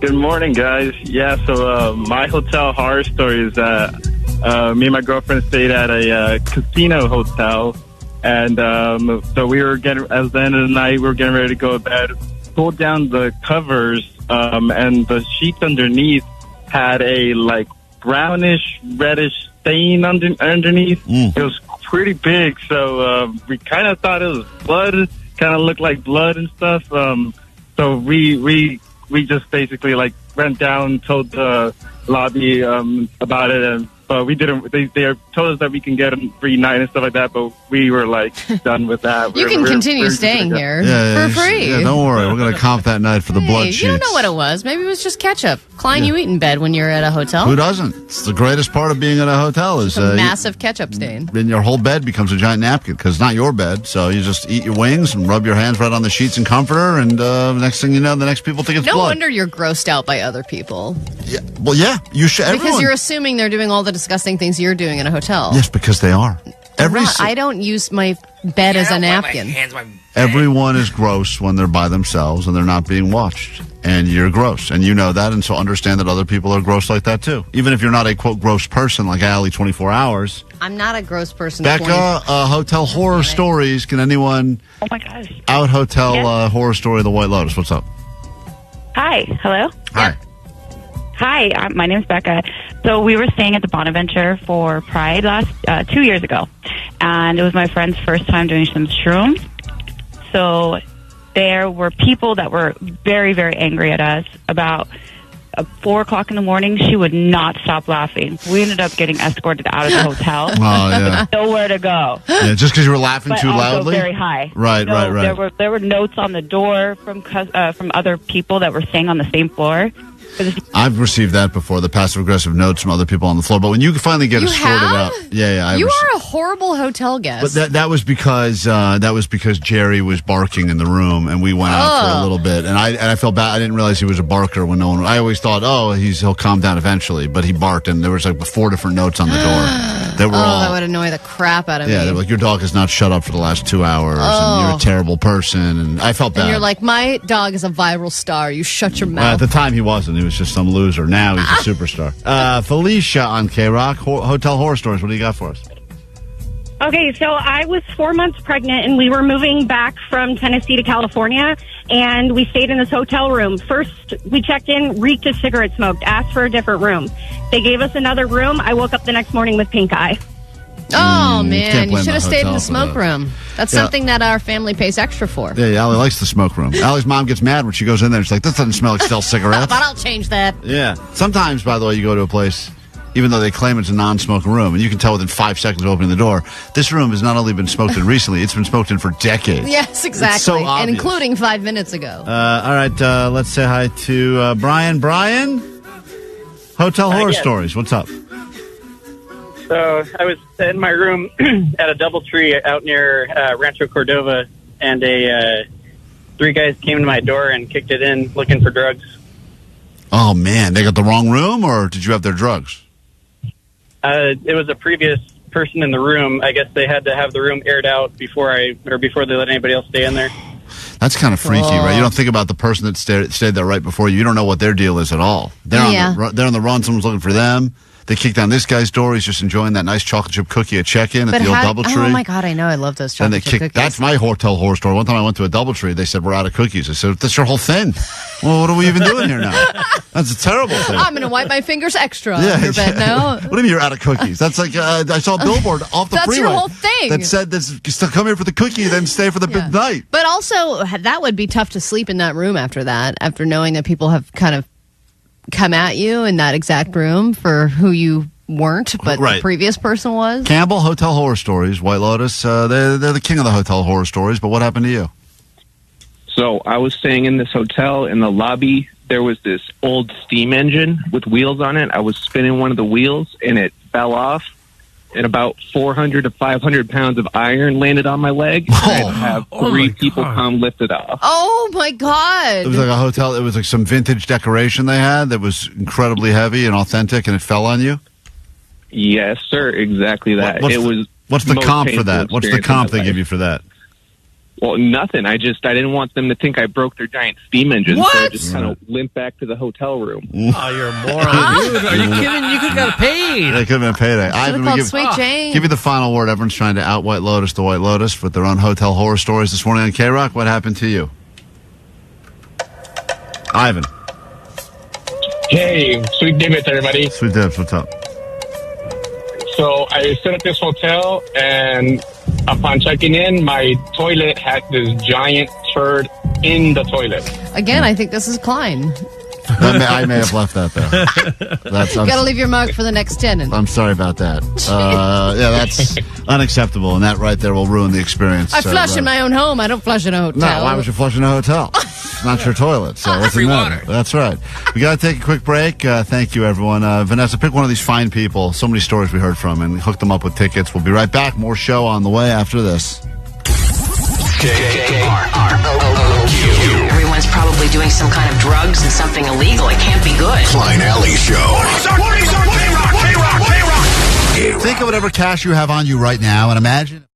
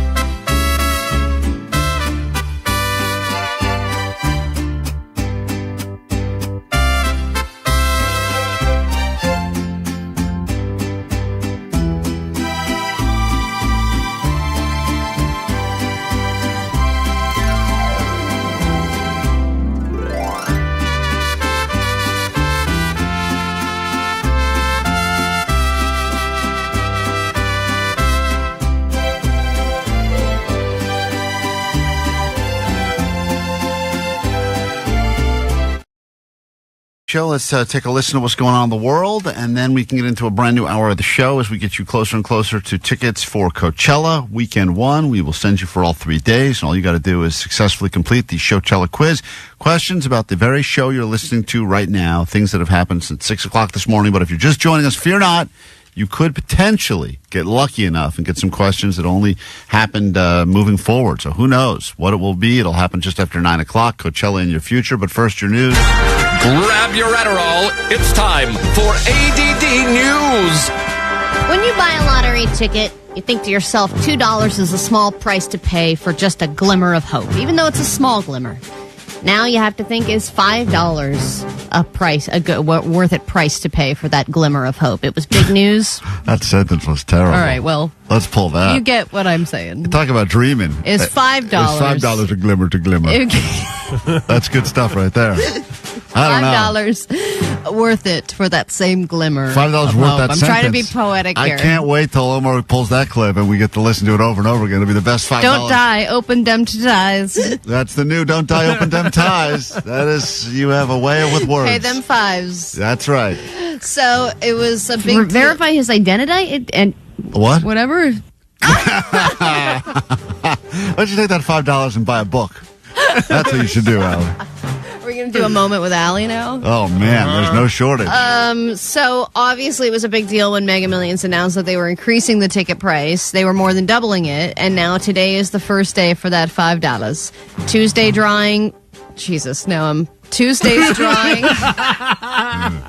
Tuesday, Wednesday, Thursday. Trash. It's going to be the first $5 drawing, but... Come on.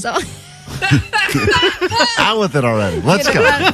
They say this is going to be bigger jackpots, and they say people want bigger jackpots. They don't think that $200 million as a jackpot is enough anymore. They want $2 billion jackpots. Otherwise, it's not worth it. So if they increase the price, that's one way to do that. And they claim the odds of winning is going to be better. But better is kind of in quotation marks because it started with 1 in 310 million, and now it's 1 in 290 million. Yeah, but and I'm like, that's still so unlikely. I understand we're all playing for that hope and a dream of the glimmer. The glimmer, Fine, as the Ali glimmer. pointed out. What they need to fix is the people that have gotten 3 numbers or 4 numbers right and still only get $25. That's the part that seems all flawed. Yeah. Fix that part. If you're getting 3 numbers and the Powerball or 3 numbers and the Mega, whatever, that should be like $1,000, something. 100 at least. Something you feel like decent about. I know. Sometimes you go, oh man, I don't know what this is, but I got 3 and the ball. And the guy's like, do you want your cash or do you just want a candy bar? You're like, are you serious for all that? That's what they have to do. They have to make those little wins more significant for us to keep us hanging on. If we get 1 number or even 3 numbers, we got to get something significant enough for us to continue playing. That's why, like, the slot machines have got it figured out because they'll do that thing where even though over the course of an hour they're going to take your money, they give your you last spin always. Yeah, they give you enough little wins where you're like, cherry, oh, you get enough of that, like, dopamine Yeah, burst. you're like, I just won $10 or $20 or even 100, and then you keep going until it's my mom. Every single time she goes to Vegas, that little glimmer of hope will last her all night, but she eventually loses it all.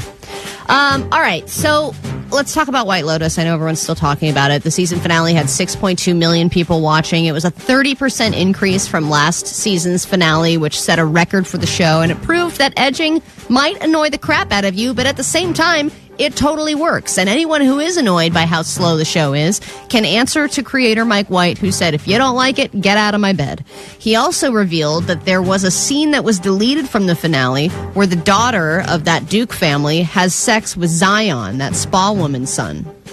And that she loses her virginity to him randomly in the middle of the finale. And I'm like, dude, would have loved that. Why did you cut that part out? That guy, Mike White, he just seems like a horny, weird dude. He's like, and then you two have sex. All right, next. I can see him just showing up. He's showing up at set one day. And then eat his butt. All right, next. And then just going, I don't know what I'm in the mood for, but I'd like to see you over there and you over there. Whack them off. Yeah, you whack two them off. brothers, whack each other. And they're like looking and they're going, that's not in the script. Sir, I got the script here. He's like, well, I want to see it. All right, today's full frontal day for all of you. He's pointing to people. You guys are going to bang. And the guy's like, I'm not even in the show.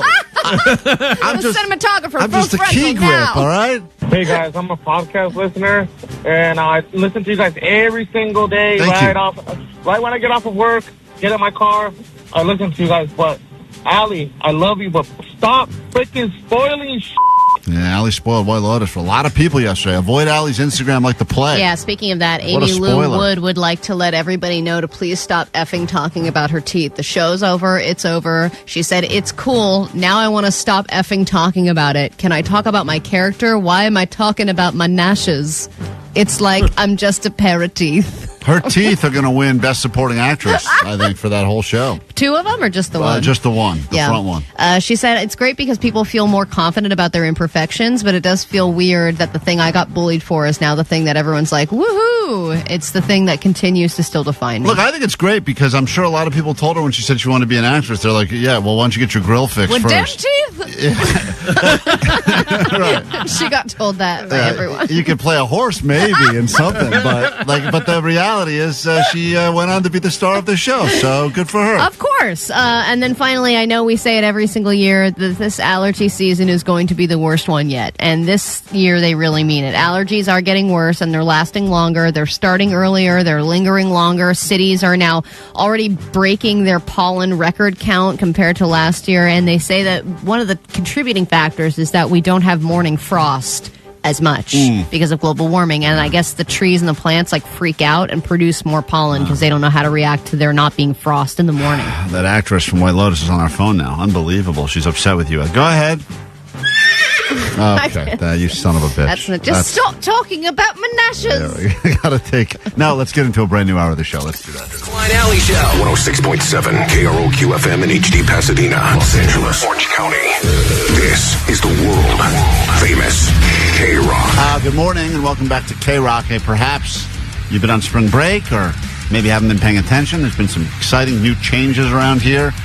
And the great Kevin Ryder, who you heard for many, many, many, many years here at KROQ in the mornings, waking you up, sitting in this exact seat at this exact time, doing it way better than we are, is back at KROQ now in the afternoons, and people are processing that in all sorts of ways. Hey, Klein Alley, love you. I was just thinking about how Kevin Ryder's return is still top news of the week because he has such a huge, loyal fan base. I just want you to know that if in 30 years you guys get fired from this dumb show and then you come back a couple years after that, I will also come back and I will still listen to you. Thank you. And Jake, honey, if in 30 years I'm single and you're single and skinny, I might consider marrying you. Hey, look at that. What a 30-year promise, story. that I woman have a said. chance of happiness. There you go. Yeah, Jake's going through a weird thing right now. He's officially been... It's past the point of ghosting now. I think that is DOA. But, well, I think he thought he was being ghosted twice before this. Right. Tina, who he met on this show during a round of live Tinder, has been just cut all communications with Jake ever since they spent that weekend together. It was a game over. So it's been over a month now, and Jake has had no contact with Tina. But how great is this that if he gets ghosted, then in a few months, he's going to be all svelte and hot looking. Yeah. And when he comes back around, she's going to be like, oh my God, what have I been missing? Right. If you think about it, the last time you guys hooked up was you at your heaviest, right? Oh, yeah. That may have been why she cut ties. I mean, to be honest. She was cutting off her circulation. Right. It's a danger zone. I almost killed her. Right. So she probably had to get out of there. Regardless, Jake's now... a dangerous time for Jake to be single because he's shedding the pounds. What are you down? What's your total now? You were down 7 as of yesterday.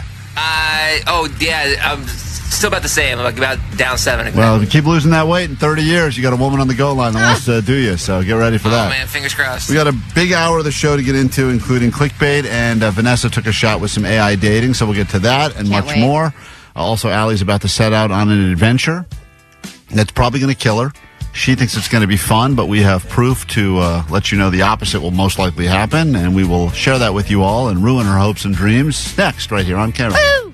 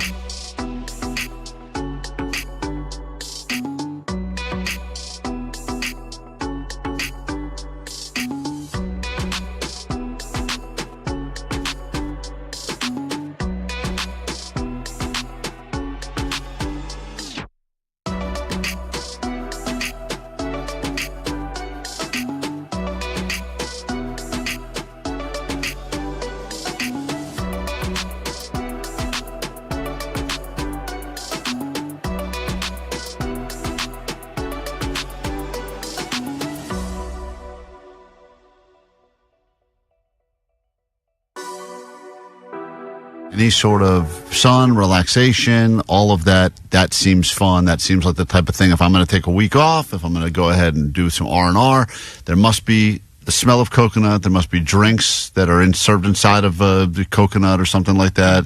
And that is all part of it. Allie's doing quite the opposite. She's heading out on something which feels like one of those Scared Straight programs for teens. Look, I think any vacation is the perfect vacation. What you described is wonderful as well. But I also love to put myself in a situation where I get to be disconnected and I get to be connected to nature. And I think that it grounds me. It allows me to appreciate the world around me. It allows me to think about what actually matters in life.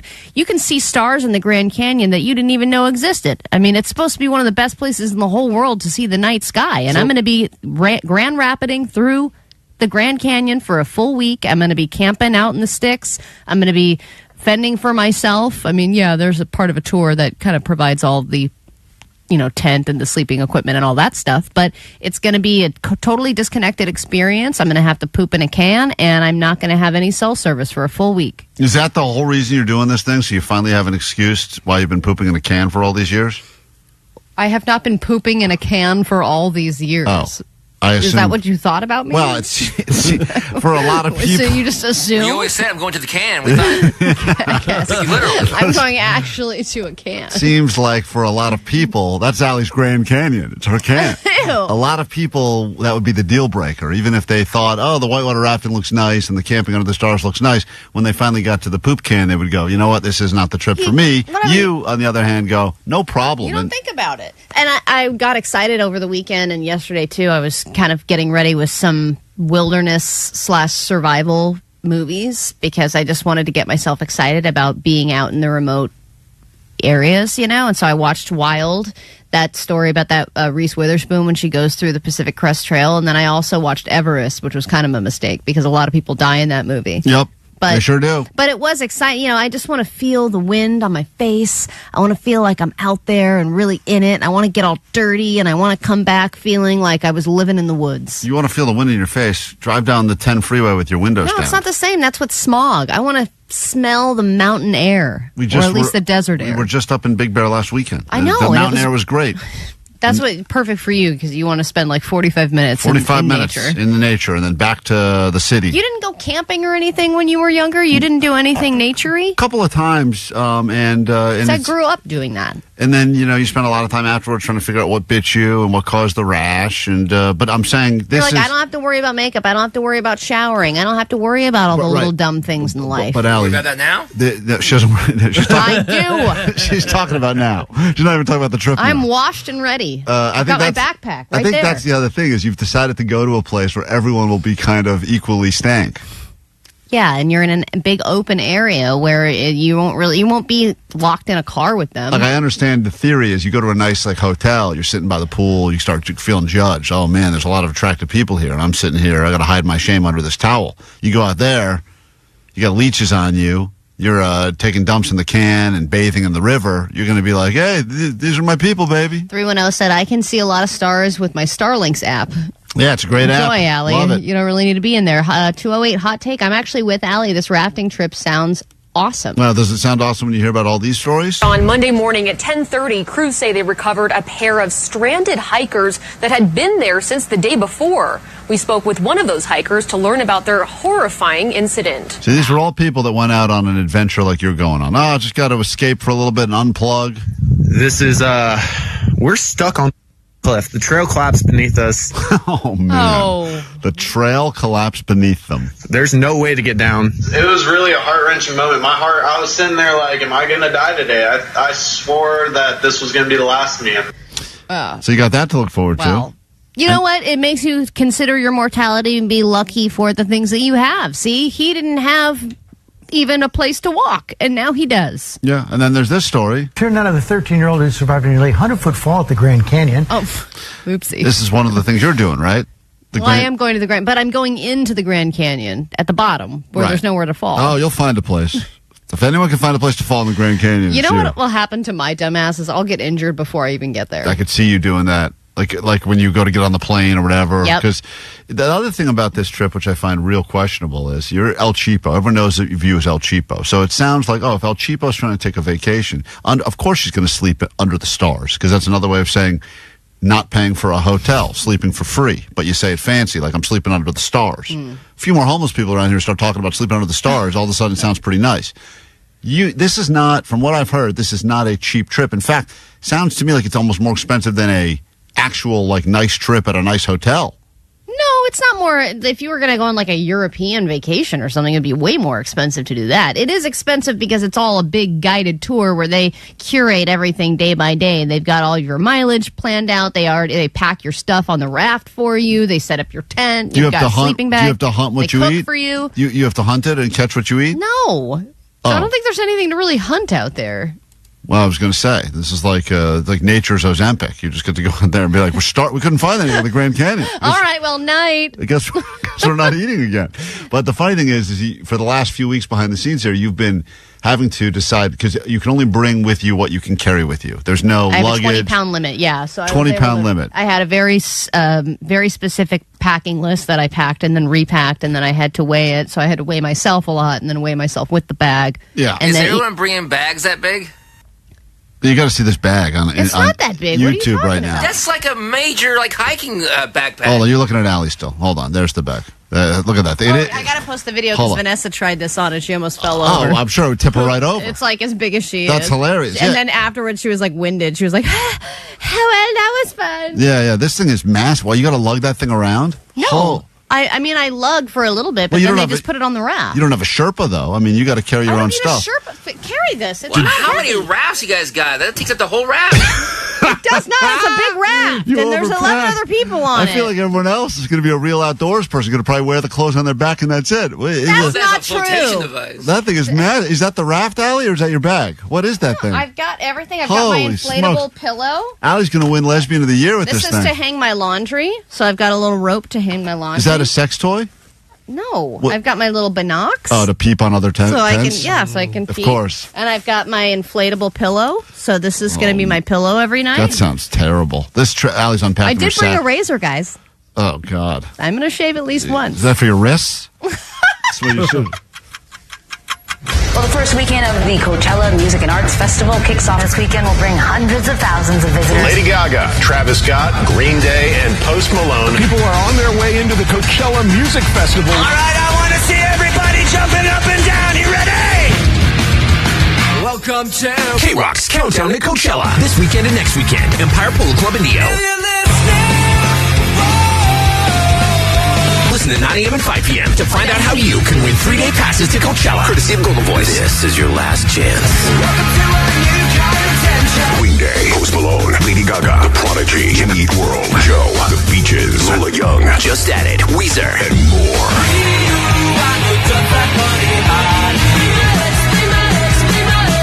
And listen all weekend as we broadcast live from Coachella with band interviews and more. I am Nicole Alvarez. We're live at Coachella. Broadcasting live backstage at Coachella. There's always possibility for it to go disastrously.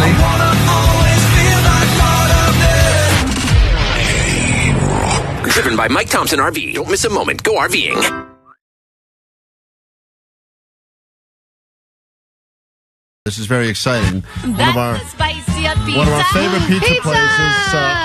Chris from Ozzy's Pizza, the best New Haven style pizza there is. I would even argue better than the pizza you get in New Haven out here in Los Angeles, California. What's up, Chris? Hey guys, thank you so much for having us. Good to see you again. Thanks for the free pizza. Absolutely. Oh no, we're paying for this. Yeah, we have Allie. Well, then get out of here. Put it on Allie's tab. Hey, in all seriousness, Chris was last on the show. I think he helped us judge the ex-con ramen cooking contest. Yes, that was great. And when we did a menu redo a while back, you agreed to put the driving slice on the menu for delivery drivers so they could have a little sliver of pizza while bringing other people their full pizzas. So yeah, you're, we did the you're whole a good thing. Man. Yeah, you've been a big supporter of the show, so thank Klein, you for that. Why is there already a piece missing from this? I had a piece already.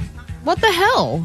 It just got here. I know, How did you even do that? When I went during the break, I saw the pizza was sitting there and no one was standing over it, so I grabbed a piece. Well, a lot of respect, Chris, for keeping the tiny table in there. That's what you do. It makes people feel like they're at home. You need the little table. You need a little tiny table. In a moment, we're going to bring Jake the Nerd in here. Jake, we've decided you're going to wear the shock collar today because you got so fat and you're not supposed to be eating junk food. We're going to bring you a bunch of different pizza snacks to eat for the high voltage food review. Okay? But that's exactly what I should be eating it. Well, you can. Maybe you won't swallow it if you're getting shocked once you have the shock collar on. You can watch along on YouTube, by the way. It's worth watching. You're going to want to watch this. It's fun to listen to, but even better to watch. What do you got going on for Pi Day, Chris? So today, obviously, it's National Pi Day, so 3.14. So from 3:14 p.m. to 6:28 p.m., if you buy a pizza, you get one half off. Oh, nice. Everyone's got different deals happening on Pi Day. It's a great day. I don't know. I said it's kind of become the unofficial holiday of pizza, which is interesting because it was supposed to be some weird holiday for nerds, and then the pizza people have kind of taken it over now, and they said it's and a day actual for us. pie is like, Yeah. what? Yeah, right. Actually, the number of pies, like, it's my day. Yeah, foodies have taken over every sort of fake holiday at this point. Right, So it makes my life easier. I'm glad your promotion doesn't make us do math. No math. Just starting at 3:14. If someone shows up at 3:12, you're paying full price for all your pizza. But Yep, after and 3:14, Milton will tell them this to pay full. That's how pay it works. full. That's how it works. New location, 5300 Lancashire Boulevard, Suite 103. Open 7 days a week, which is great because a lot of pizza places, I've said this before, they get weird hours. All of a sudden, you show up on a Wednesday. They're like, sorry, it's only cash on Tuesdays. Or they're like, we're closed after 3. Yeah, you're like, what happened? Yeah. I don't know why. I don't know what that is in the pizza world where they feel you need to be weird with hours sometimes. Well, Funny Jake- story. Oh, sorry. Oh, go ahead. I was just going to say, I heard from an old timer, a pizza guy, he just wanted to sleep. So he used to make his hours his siesta. Oh, nice. So he'd be open 12 to 3, sleep from like 3 to 5, and then go back at 6. Yeah, well, I mean, I feel like pizza guys are just so laid back. Most of the pizza people I know. Jake, you have to take your headphones off so you don't hear this part. We have to come up with 5 buzzwords. These are words that if Jake says during his review of any of these pizza items in here, look in front of you, Chris. You got that can of soda. That's a pizza-flavored soda. Hold that up so the camera sees that. That is a pepperoni pizza-flavored soda from a brand called Perfy that they released. It's supposed to taste like cheese and pepperoni pizza, but it is still technically a soda. We're going to try that. I think we have the pizza Cheetos over Chris there. is like, whoa. A bag of the pizza Cheetos. This is right. good. Cheetos came out with some puffs, cheese pizza flavored. And then, of course, we got the delicious pizza from Ozzy's, And including we got a cheese and an eggplant It's one. a new flavor, the eggplant emoji pizza, right? Yeah. We're calling that one the Purple Pizza Eater. Oh, Oh Jake, my God, perfect for you, Jake. You love purple. He can't hear us, I don't think. Oh, but that's anyway. right. All right. Okay. Here we go. 5 buzzwords. Chris, you get to give us a word. If Jake says this word during his review of any of these pizza foods, we will shock him with pure electricity. It'll course through his veins. Yeah, and as a pizza connoisseur, you have to think about what is a word that he would likely say upon trying pizza or anything pizza flavored. So I was thinking about it. I was going to go with like food stuff, but I'm just going to go with savory. I think savory is a good word. Savory is a Nice. good word. All right, Allie, you have a word you want to do? I'm just gonna go good. Yeah, he says that all the time. Yeah, it's good. It's good. Good. Yeah, Good. yeah. I'm going to say cheesy or cheese. I feel like he'll definitely say that because that's the one thing all these things have in Yeah, common. like I can taste the cheese. Yeah, The Omar, cheese is coming you have a through. word you want to throw in? The 5 buzzwords for Jake. Savory's off the board. Good is off the board. Cheese is off the I board. think he'll say, I eats it. So eat, maybe? Yeah, around. yeah, all right. That's a good one. He does say that a lot. Okay, Eat. eat. And final word I'll give to the text line at 800-520-1067. They've said pizza. That's the word they've come up with. So let's go with pizza. Okay. All right. Send Jake in so we can do some high voltage food Thanks, review. Chris. Here we go. Appreciate This you. is exciting. Here comes Jake.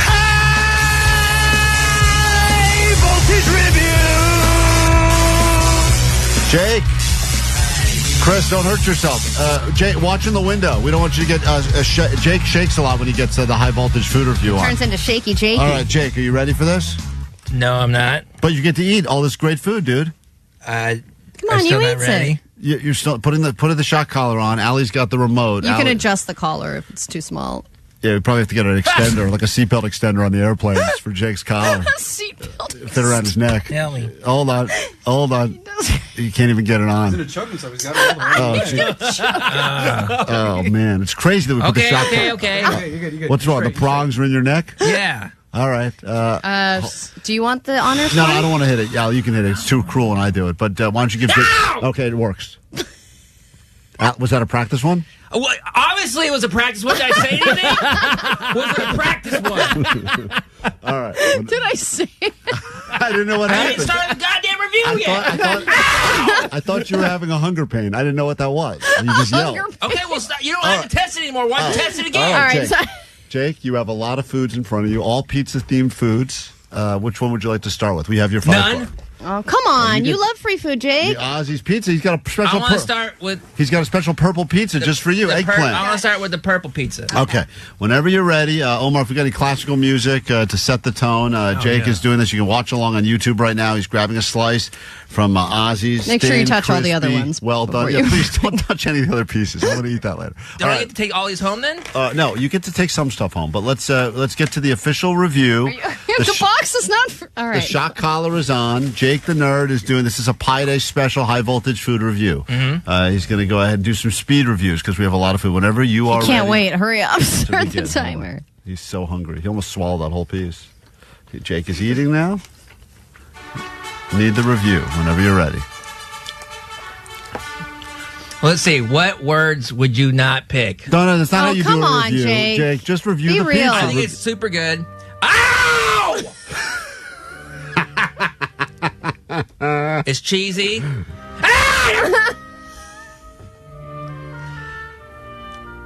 Like you could really taste the Parmesan kind of flavor in it and the eggplant.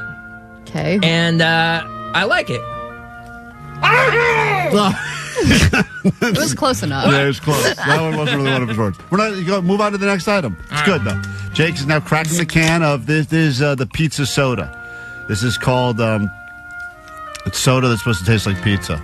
This is called It's Soda. That's supposed to he's be kind of weird. He's blocking the name of it with his finger. Perfy. That's yeah, right. It's a little weird. It's like pizza, but ow! God. But it's sweet, and so it doesn't taste off. It's sweet as opposed to... I'm not saying what you're trying to get me to say. And now he's moving over to the pizza Cheetos. These are a little stale. Mm-hmm. But I still like them. Ow! God! 5 seconds left. I eat the pizza again. Ow! Hey! I didn't say anything. I don't have it, dude. Don't look at me. You said 2 words in a row. I don't have it. Stop looking at me. Allie's holding it. No, I'm done. The dog killer's holding it, not me. All right, she knows how this thing works. God. All right, Jake, congratulations. Thank you. How fitting. What a fitting time to get into a song called Electric Feel on KROQ. Jake, you did a good job. What was the best one you tried? Of all the things you tried. Pizza. Yeah. All right, well, there you go. Chris, you got that man, going you for took the collar off. Could have got him one more time. Damn. Stop by Ozzy's today. All the local pizza places. Support local, of course. It's a Pi Day. What a fun way to celebrate. Oh, Jake went right back to that slice of pizza. What should you do at 27 years old? What should you have done at 27 years old? New research is out. The internet is full of clickbait topics. We do not force you to sit through it all. We get right to it. It's everything you ever wanted to know. The internet's riddles and mysteries solved once and for all live on KROQ. It's time for Clickbait. Here we go. Bait. We'll start with this one, though.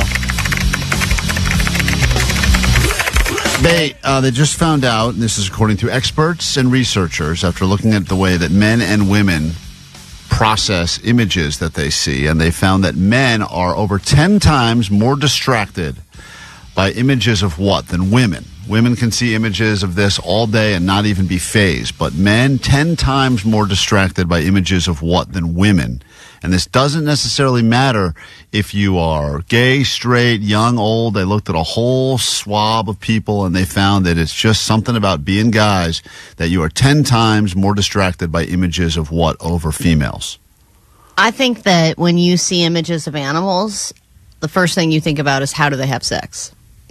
So you think it's animals? Mm-hmm. That's the first thought that men have. Yeah, like if you look at a picture of a monkey and I look at a picture of a monkey, I'm like, oh, a monkey. And you're like, yeah, thing probably slays. We just saw today in the prep for the show that 1 out of 50 guys think that they could beat a horse in a race. They could outrun a race. I think that's what guys think when they see an animal is, could I beat that thing in a fight? Or can I fight it, yeah. Or could I beat it in a race? I think it's always a very competitive thing, more than a sexual thing. Can I fight it or can I have sex with it? Those are the two questions. All right, so do you think that men are distracted of images of animals? That's the thing. Mm-hmm. Women don't care. I would disagree. I think more often than not, when women see pictures of animals, especially puppies, they'll stop everything. Oh my God, they voice changes and all that stuff. Whereas, but anyway, I'll give you the answer. A in a woman moment. goes, "Can I pet your dog?" And a man goes, "Can I fight your dog?" Can I fight that dog real quick? Is that a rescue? I want to fight it.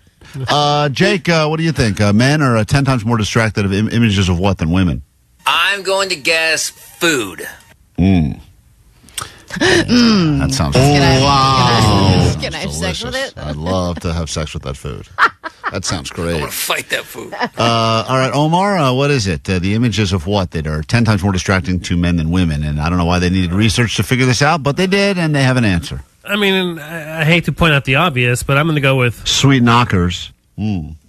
Saying breasts in general? Yes. Because I think breasts, we've determined, are universally loved by men, women, and gay men and babies. Yeah, but the question is which gender gets more distracted? It's going to be the male, for sure. Says that when it comes to images of anything that would be under the category of sexual, men are 10 times more distracted than women. Well, duh. Well, God, this really is clickbait.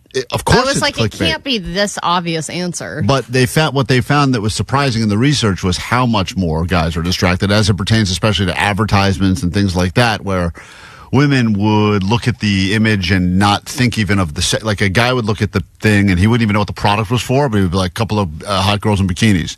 And a woman would look at it and be like, oh, that was for a seltzer water. Even on a visceral level, like when I took my kid to that Laker game, his first Laker game, I mean, he's 3. He's one of the most distracted human beings at that age. You're so distracted. But the Laker girls. But the Laker girls captured his attention, and he was just moving his tongue around in his mouth, staring at them. And I was like, this kid is 3. Yeah, he won't outgrow that. I still do it.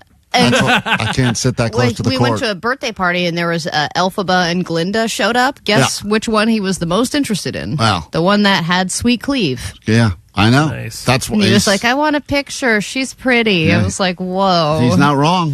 So there you have it. We move on with clickbait. Here we go. All right. New research out from the Pew Research Center that asked people around the world the best age, and they determined the best age to reach certain milestones. And they determined, and there's a bunch of different milestones that you will achieve in your life, or maybe you won't. And they found that at 27, this is the ideal age for what to happen based on the research they did and general overall happiness. 27 is the age where what? And to be more specific, it's actually 27.3. So 27 years, 3 months is the ideal age for what to happen for you. Allie. I think it's got to be getting married. If you think about the milestones that you've had by the time you're 27, you've already, if you've gone to school, you've graduated, you can rent a car now, the age of 25. I think the next step after being able to rent a car successfully is marriage. So you think 27.3 is the best time to get married, according to this research, a very in-depth report that talks about everything. What people are they researching here? Because I think the Gen Zs of the world F all these studies up.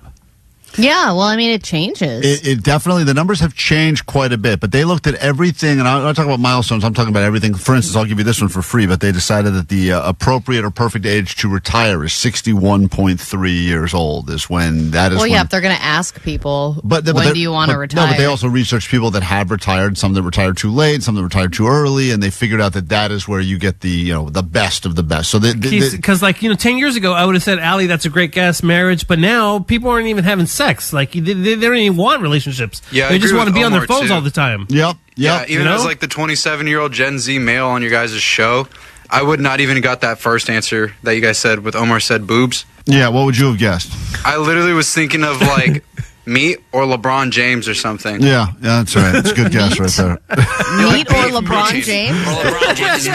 Yeah, those are distractions to you, images of LeBron James. And then he said boobs, and I was like, oh, yeah, that too. Yeah. You don't care about boobs, Johnny? I mean, it's not my first thought, but LeBron James is like top of my mind, though. He likes his meat. Yeah, he sure does. Yeah, he does. Yeah, I get it. Yeah. All right. But I well, also think that the age of, if it is marriage, that gets younger and younger as we move along. Like, if this study had been done like 3 decades ago, it would have been like 20 is the age for that. All right. Jake, what do you believe? 27.3 is the ideal age for what to happen? Talking about milestones. I'm gonna guess maybe having a kid. You had to put your pen down. Hold on. Hold on, this is very important. Dramatic pen drop. Doesn't matter. It's just clickbait on the radio. It's pretty I'm useless. signing an executive order here. Yeah. All right. So, go ahead. Sorry, I couldn't hear your answer over the giant pen drop. What did you say? I'm gonna change my answer now. Okay. All right, put your pen down. Is that the milestone in life when you finally put your pen down? Buy a new car. Okay. All right. Well, one of you was right. I've signed the lease and... There we go.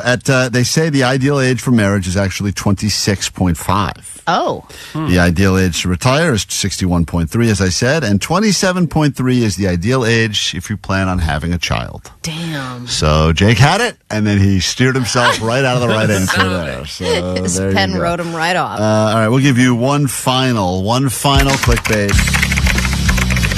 This is according to travel experts, and there's a lot of hatred against, understandably, a lot of countries not fond of Americans right now, but they specifically do not like it when Americans say this phrase when traveling internationally, and they hear it a lot. What is the phrase that they find the most rude thing that Americans can say when traveling internationally? And Tariff? A bunch of different countries have said that they can always tell if it's an American if they're saying this. Do you speak English? Do you speak English? It's got to be it. All right. Hi, English. Do you speak? Yeah. Pull Hi.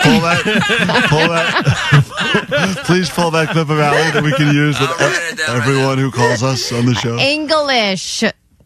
Keep Please. going. Great. Can you speak my language? Oh boy. That's what people from America say. I feel like that rolls off your white tongue way too easily.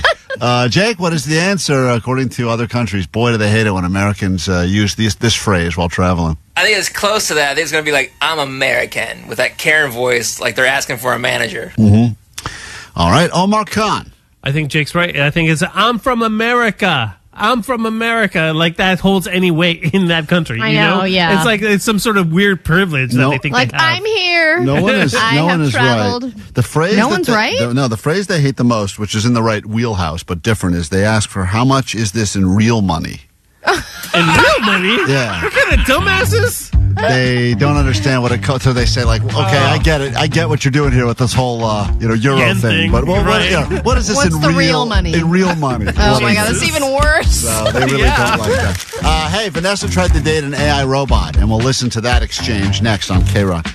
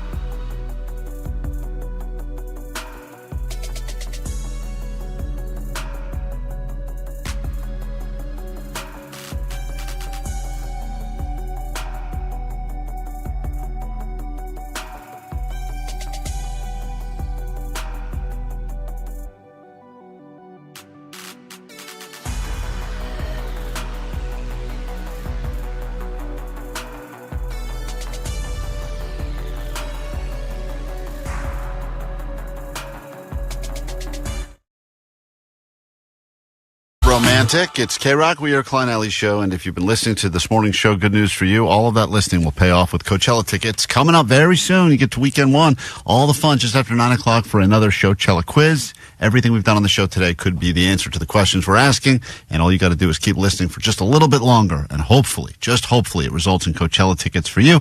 And maybe not. Consolation prize. You determine you actually like the show and you stick around for, I don't know, the next few weeks, months, whatever. So we've all been attempting to date AI robots. There's a new thing you can do on Tinder called the game. How good is your game when you are flirting with AI bots? And this was Allie attempting to flirt with a lesbian bot, and it went really badly. Keep me posted. Maybe I'll swing by one time. All right, well, you sound like a dyke, so I'm sure we'll enjoy ourselves. I'll scissor your timbers.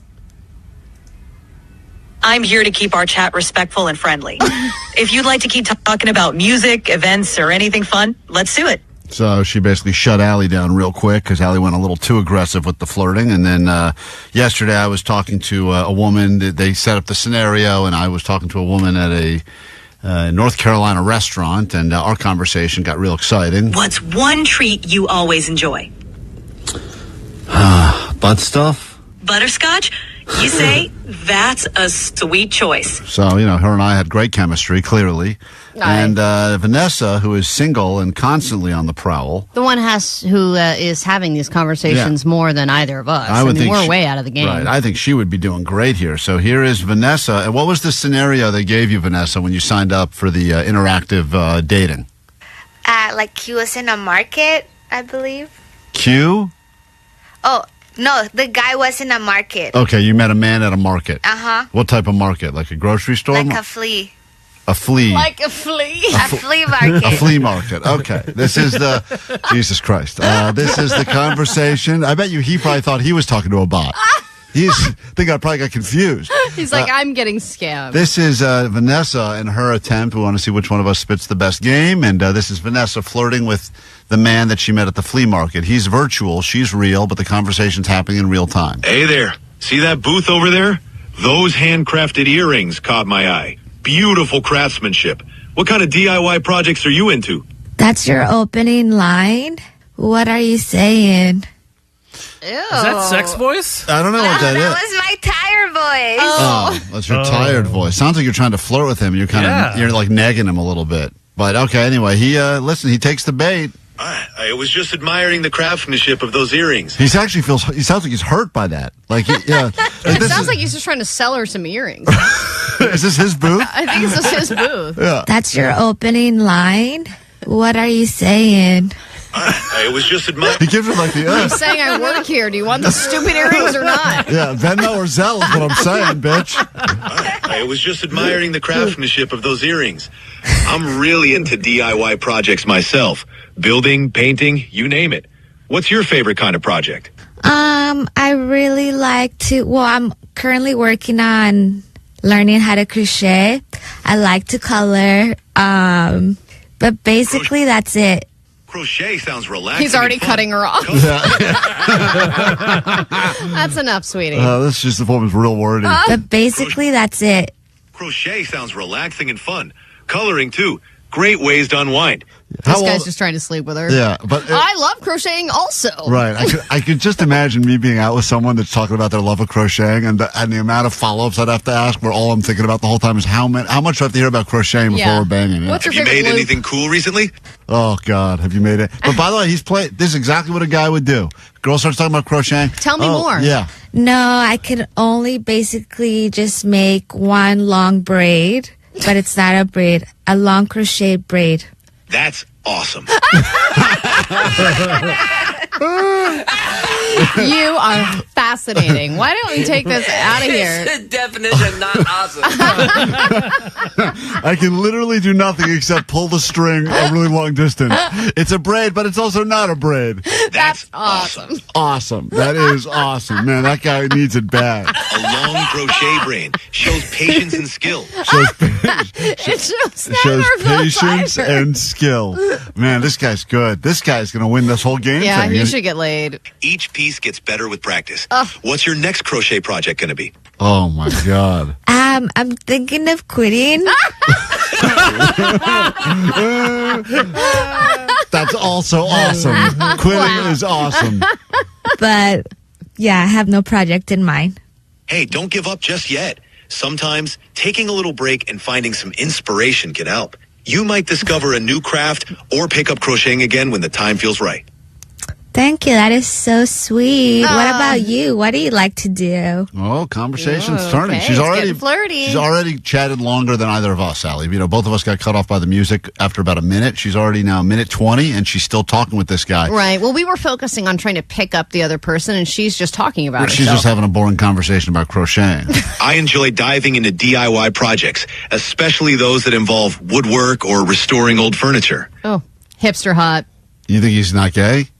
No, woodworking. That's like either gay or burly man stuff. He's got an obnoxious mustache. You think so? Like he looks like a Mumford & Sons guy or Lumineer? Exactly. Plus, I love exploring local craft fairs like this one. Gay. Well, or like an ex-carny. Always something unique to discover. Nice. What's the coolest thing you have found at a thrift shop? Once I found it. Oh, boy. What? Vanessa. Say it more sexy. Say it more sexy. Nice. What's the coolest thing you have found at a thrift shop? She's like putting her finger over his lips. Yeah.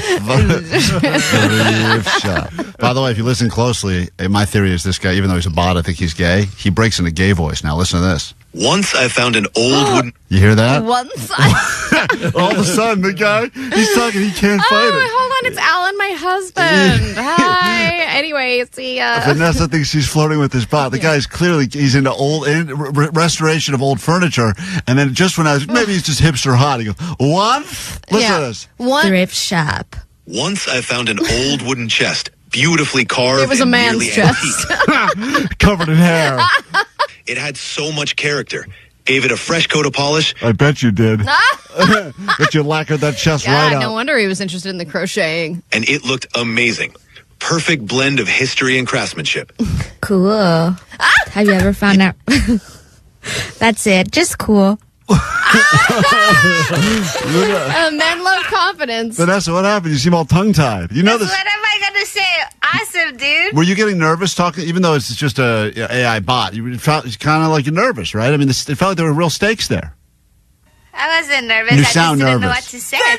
That's it. Just cool. Thanks. If you like discovering unique finds, keep exploring. There's always a hidden gem waiting to be uncovered. Are you telling me you're the hidden gem I'm waiting to uncover? Ooh, just get right to that's quite the compliment. I might be a good find at a craft fair, but discovering new things... You got the wrong genitals for me, though. Sorry, sweetie. Whether it's crafts or people, keeps life exciting. I agree, my friend. I totes agree. Absolutely. It's always fun to embrace new experiences and connections. So, what else has caught your eye at the fair today? Oh, my God. You have. Oh, you shut her down. Listen to this. Okay. You didn't even ask me out. Oh, Vanessa's so bummed out. Well, there you have it. That's flirt day number 3. Tomorrow, I think it's the Rizmaster himself, Postmaster Johnny, will take a shot at it. Man, he really sideswiped that. Come on at the end. Yeah. Are you saying you're my hidden gems? There's all kinds of gems. Bye. Awesome. All right. Well, there you have it. That's Vanessa's turn at flirting with the AI technology. Tomorrow, the Rizmaster. But let's see how Postmaster Johnny does when he has a shot at it. Quick break. Back with more show and those Coachella tickets next. Klein, Alley, Show. Klein Alley Show. KROQ. KROQ. What's happening? It's Megan Holiday. Parents, this is a question.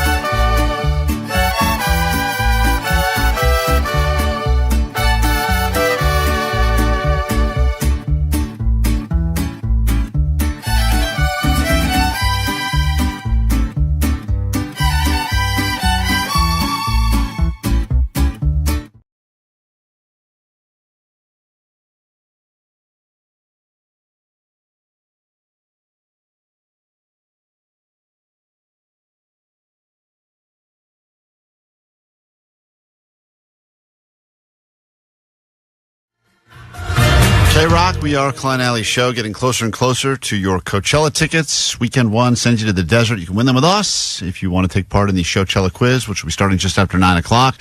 Questions about everything we've done on today's show, including what are Vanessa's 2 hobbies that she claimed that she's into when chatting with the AI robot a few moments ago. That could be a question that you know the answer to because you've been listening for the last 5 minutes. But have you been listening for the last couple of hours? That will determine whether or not you go to Coachella with us, or you want to win them an easier way. Kevin Ryder back on K-Rock. We'll have a pair for you at 5 o'clock later today right here on the world famous KROQ. Right now, though, your news. Grab your Adderall. It's time for ADD News. All right, the NCAA tournament is over. The championship goes to the Florida Gators, and I managed to mush the Houston Cougars good.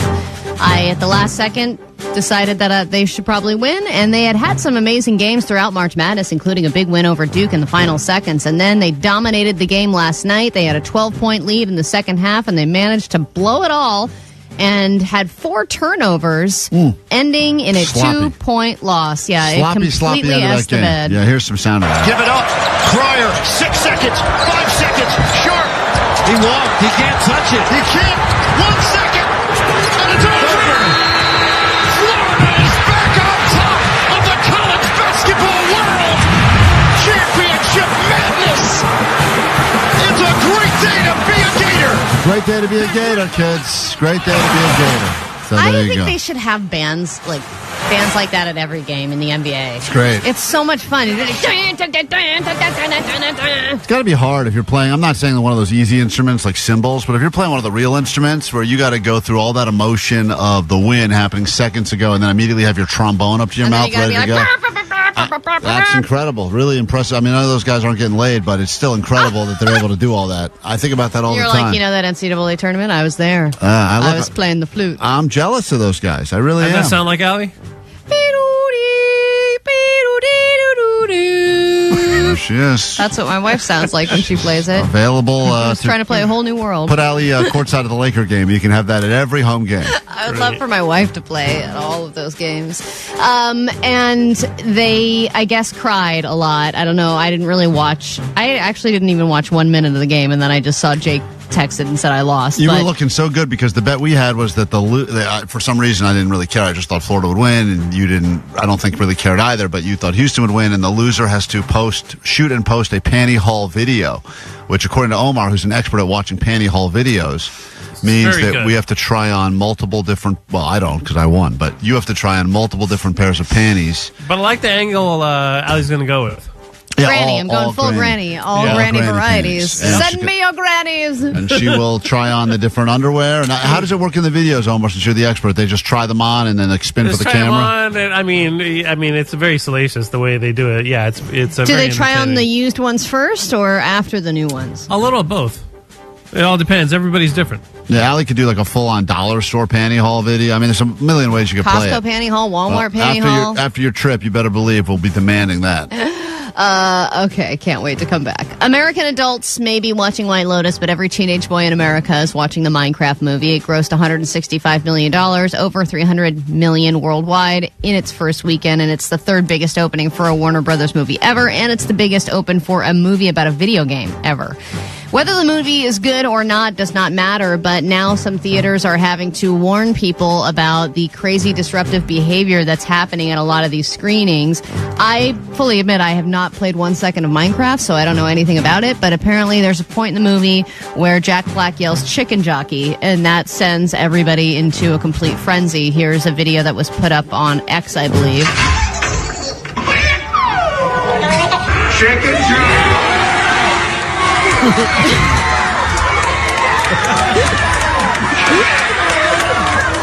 That's the reaction to just yelling chicken jockey. Well, everyone starts throwing. Joy, I haven't experienced that joy in so long that just listening to that makes me feel happy. The last movie that I was in that was complete chaos was when the first Borat movie came out, and I watched it in theaters, and people were losing their minds, and they couldn't stay in their seats, and there were people in the aisles rolling around laughing. People were throwing popcorn. Like, it was insane. And I was really happy to be in the theater for that. And now people want to go to the movie. Like Johnny just wants to go to the movie so he can see. He wants to throw popcorn. Yeah, so he can just be disruptive. Yeah, it's so fun. It's just like the Minions movie that came out like 3 years ago when people were throwing bananas and wearing suits. Right. It's like so fun, and it's like That sounds so much sadder. But the movie theaters are so funny because they desperately want to get people back in the theaters, and then they finally have a reason to go back and be a part of this, and then they're trying to shut it down because it's creating.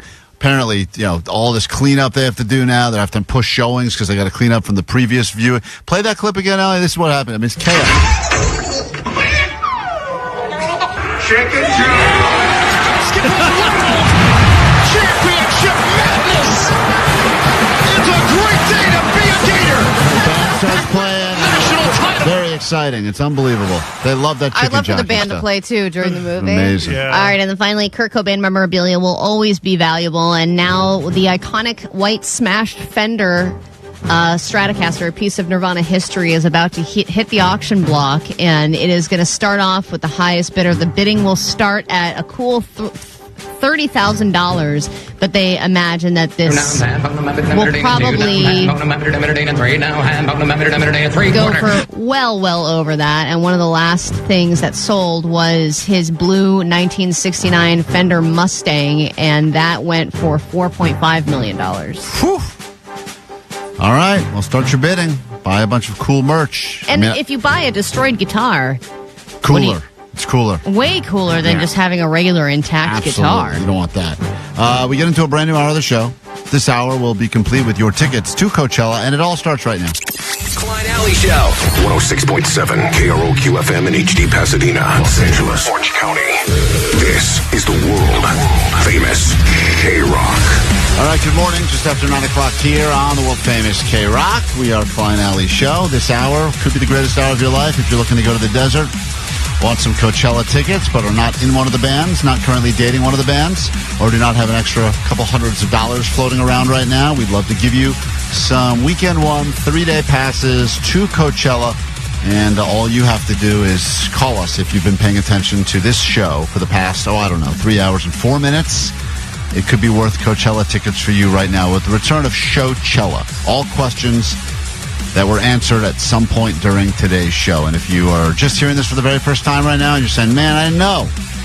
I just woke up. Well, tomorrow morning, we'll give you another chance. You listen to the complete show starting bright and early at 6 a.m. If you want extra advantages, you can start listening at 5 a.m. But we will do this again tomorrow as we give away Coachella tickets all week long right here on KROQ. We have to give you some kind of reward for waking up early. Have to. Yeah. And if you're new to the show and you've never potentially met us before, nice to meet you. I'm Klein. That's Allie. Hello. You got DJ Omar Khan right there. Hey. Jake Z Nerd. Hello. In the back room, Postmaster Johnny and Vanessa taking your calls right now. If you'd like to be a part of the quiz and you think you know answers about things that have happened on the show, call now. We'll come back with that after hearing this previous year Coachella band on KROQ.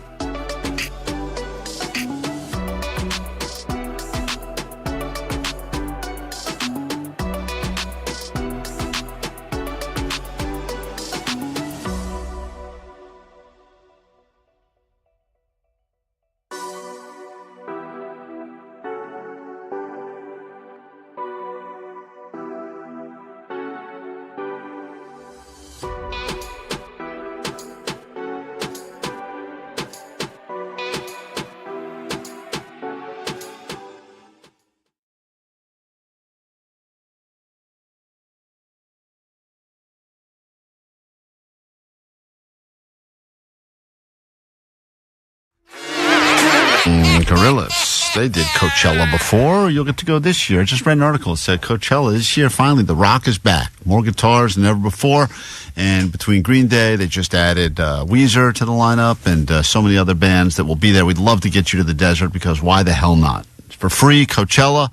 Nothing's free anymore. Very expensive to live life. Even just do the stuff you were doing 10 years ago. It feels like it's costing way more now to give you a free weekend or at least free tickets to Coachella. It's the very least we can do. I know. And I mean, you have to think about going out to the desert, getting the tickets, finding a place to stay. It's a lot, but Coachella is always worth it. And I also do feel like people are more willing to let you, quote, crash with them when you came across last-minute tickets or won them on the radio because the story is so amazing that they're like, wow, yeah, of course you could sleep on the couch or in the bathtub. Let's get into it. Hopefully you've been paying attention to some of today's show. Here's how it'll work because you still have a chance. If you're just joining us right now and you don't know what the hell we're talking about, before you change the station, we will give a few people an opportunity to get 3 questions in a row correct about today's show. And like we've learned before, if they are not paying attention, maybe they missed a moment, they had to go to the bathroom, they may get a question wrong. And if they do, we move on to another person. If we do this 3 times with no success, then this will turn into a caller 20 situation. So just by listening to KROQ right now, you could have the chance to end up at Coachella. It's time for your Showchella quiz. Here we go. Showchella quiz, question, yeah. We don't have an intro, unfortunately. No intro. Let's go, let's say hi to CJ. We'll make our way up and down these phone lines until hopefully we can find a winner, and hopefully you've been listening to today's show. CJ, when did you start listening this morning?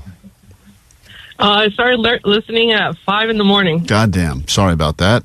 Oh, man, there won't be any questions from the 5 a.m. hour. Don't think so, but it is always possible. Question number 1, and let's see if you have been paying attention to today's show at all in any way, shape, or form. Jake said he discovered something in his friend's garage. What did Jake discover? We learned this earlier this morning while hanging out in his friend's garage. This is question 1. His friend's wife's sexy calendar. Okay. Jake did tell us that he perved out on his wife's his friend's wife's sexy calendar that he had on display in the garage. And he went, yeah, look at that. He said, I didn't perv out. I said, yeah, baby, look at that, baby. That is correct. Good start, by the way. That is a right answer, and you are off to a good start. 2 more questions away. Later in the show, Allie had some trouble speaking. And there was one word that really tripped her up when she was talking about the lottery. What was the word that really tripped up Allie? This is your second question. Oh, man. Dang. I don't know that one. CJ, you listened, but you didn't listen enough. We have to move on now. So easy to tune me out. Let's say hi to Alex. I'm so sorry. Alex, we start with that question as your first question. Allie had a hard time getting through a certain word today while talking about a news story involving Mega Millions. Mega Millions. What was the word that really tripped up Allie? Dude, I don't know. Oh, no. I also don't care what Allie says. All right. I'm sorry. This could be the question that ends up busting everyone out. And then we have to go to a caller 20, and I feel bad because people put in the effort. They listen to a lot of the show. Jacob in Anaheim. Welcome to the Showchella quiz. Proof that you've been paying attention. Allie had a hard time speaking earlier today and got tripped up over a word when talking about the Mega Millions lottery. What tripped her up, Jacob? That word was... Take a wild guess here. Let's see. Wild guess. It's going to be... million. I don't know. Million. Here's the moment that happened earlier today in the show. Now you have to think, is $5 a price, worth it price to pay for that glimmer of hope? Oh, you are editing that. That's how it was, Jake. Oh, my God. Was that not the word? Was that not the clip? Jake just put it in. Is that not it? And you added, now you have to think, is $5 a price, worth it price to pay for that glimmer of hope? You obviously edited that to make me have more stutters. Put it in master right now. Put it in master. What are you saying? It sounds racist what you're saying right now. I don't know what you're talking about. No one knows what I'm talking about. No one knows what you're talking about, you weirdo. This is, you said. Now you have to think, is $5 worth it price to pay for that glimmer of hope. But you are adding stuff into the clip. what are you talking about? All right, I'm going to put it in mass. We got to take a break. No, we don't. We're not done. We're in the middle of the game. Caller 20. We said we give 3 people a chance. If no one can do it, we go to a caller 20 situation. Caller 20 right now, 800-520-1067. We'll come back. We'll get you into Coachella, and we still want to prove that you know anything about today's show. We'll do it after this quick break on KROQ. KROQ. Guess who's back? What? Back again. Woohoo! Kevin's back. Find that hard to believe. Got no friends. Kevin's back. Kevin's back. Kevin's back. Kevin's back. Kevin's back. Kevin's back. Kevin's back. KROQ. Wow, wow, wow, wow, wow, wow. KROQ. Wow, wow, wow, wow. She's a spaghetti girl. We've created a monster. Nobody listens to KROQ no more. They laid off everybody that was here. But if you want KROQ, this is what we'll give you. Mediocrity and Klein. When he was last here, ratings dropped fast, a lot quicker than my stocks. When he got locked out in KROQ's kitchen, guess what? Kevin's back. Na-na-na-na-na-na-na-na. Fix your bent to tuna, turn it up a little. You waited this long, never say never. Kevin's back and introducing the Red Hot Chili Peppers. We gave him a job, a new endeavor, but he ain't too smart and he ain't very clever. So the FCC just lets him be, cause they cannot understand what he's saying. They tried to shut him down, ha ha ha. We put Kevin back on the frequency. Well, we tried to reach out to Bean, but he wouldn't return our calls, you see, cause we're all bankrupt. Odyssey, and put Kevin back on the frequency. Well, we need a little controversy, so everybody just follow our lead and pretend you are kind of happy that Kevin's back on the frequency. KROQ, what did we do? What did we do? KROQ. That song ended. That ended. So now we're going to talk. That's over. That is over. You dumbass. Kevin Ryder's back. Weekdays from 3 to 7 on KROQ.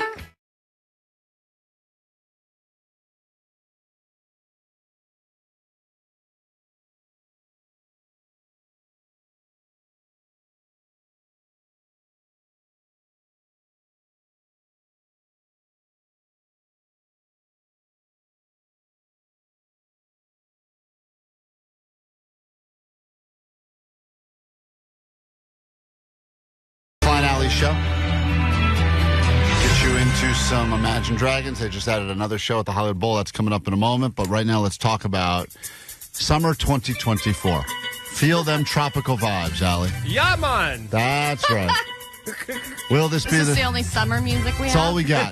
Generic summer songs, baby. So couldn't have played my summer song. Nah, it's too many words. Too much singing. Just enough words. This is more rapping. We also, every time we play, we get sued by Sublime. That's not true. We can't play that song. But we can talk to you about what you believe that 2024 will be the summer of. Everyone looks back and they go, yeah, that was the summer of this. That was the summer of that.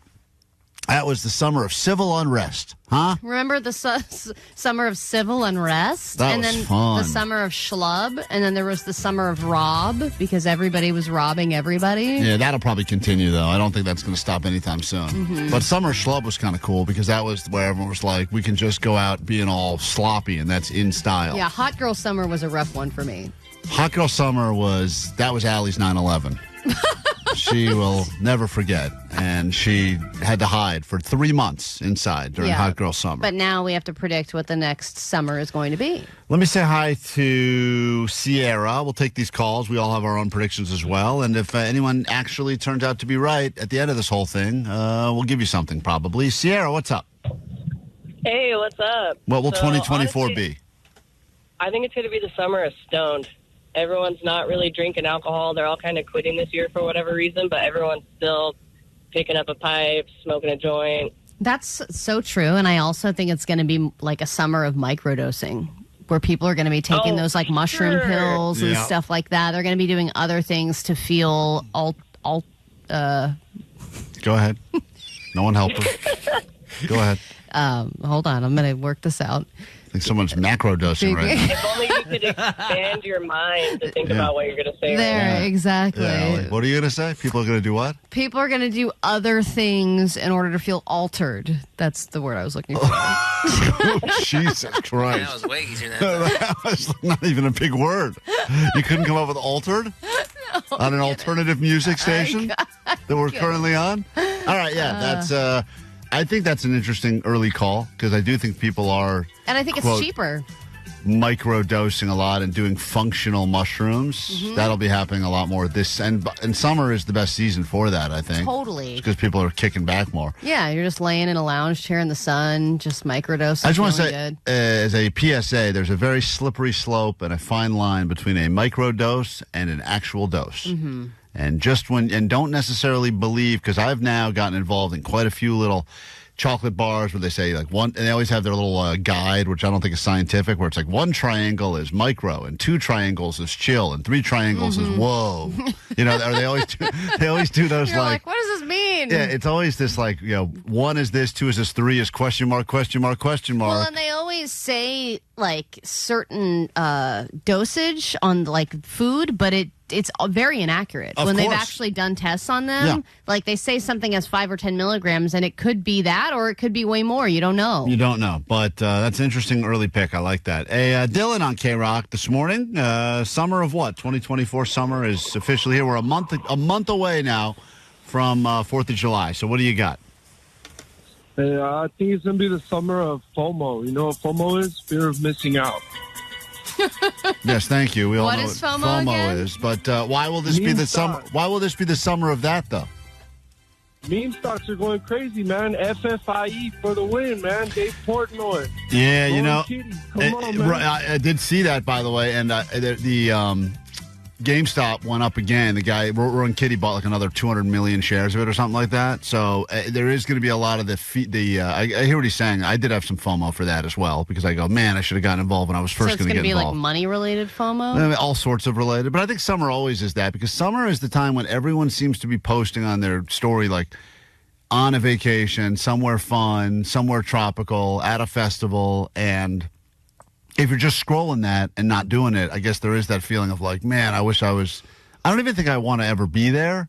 I just like it looks fun, but I know I wouldn't have fun if I was doing it. Yeah, but I also think it's going to be the summer of overspending. I think people are going to spend beyond their means and beyond their budget because they want to have some kind of cool posty trip. Are you saying summer of debt? Yeah. Is that your pick? Summer of debt? Because they'll look back. I was going to go with hot alien summer, but let's go with debt. Debt is a better pick, I think. I agree. I think that this is. I mean, look, inflation's getting high. Jobs are getting scarce. Mm-hmm. And I think people want to travel even though inflation is crazy and the flights are crazy, and they're just going to go anyway and like deal with the consequences later. And that's the problem when people say things like, take your mental health seriously, is that I think people use that as an excuse to go like, I really shouldn't go to Fiji right now, but I need this for me. So I'm going to go ahead and open up 4 credit cards. And then 6 months later, your mental health is horrible because you're in crippling debt Right. and really anxious about it. Juan Carlos, 2024 will be the summer of what? I believe 2024 is going to be the summer of swicey. Okay, you son of a bitch. Swicey. It is a swicey. summer. It's a swicey summer. So swicey. It is a sway. We learned that yesterday in the ADD News. The It's all summer about, of swice. It's all about mixing that sweet and spicy together. The summer of swice is not a bad pick. And Klein loves a hot honey. Yeah, he's a Swice guy. I am I've accepted it. I tried to fight it, guys, but I am, at my core, I am a Swice guy. All right? I'm pretty fly for a Swice guy. We've established that. Vanessa, you believe 2024 will be the summer of what? Rollerblading. It's a terrible pick. Always tries to shoehorn rollerblading in. I'm telling you. Every time I go to the beach, every single time there has been more and more rollerbladers and roller scalers. Scalers. It will be the summer of roller scaling. I was thinking that same thing. I think that because after the pandemic, everyone was trying to take up rollerblading, and now people are still trying to stick with it. Well, they bought them, and they're I'm like... telling you, I see more and more every time I go to the beach. Johnny, Postmaster Johnny, you're in the know. 2024 will be the summer of what? It's going to be the summer of men's crop tops. Dudes cropping their top.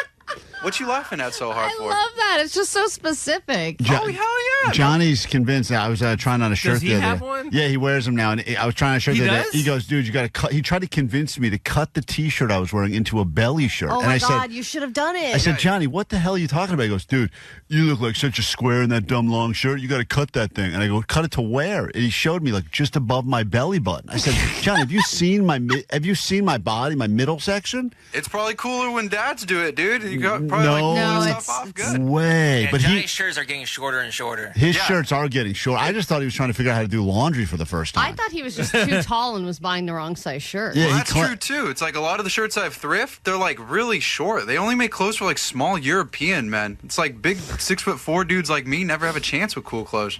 Good point. Whatever you said makes a lot of So sense. you just got to go crop top.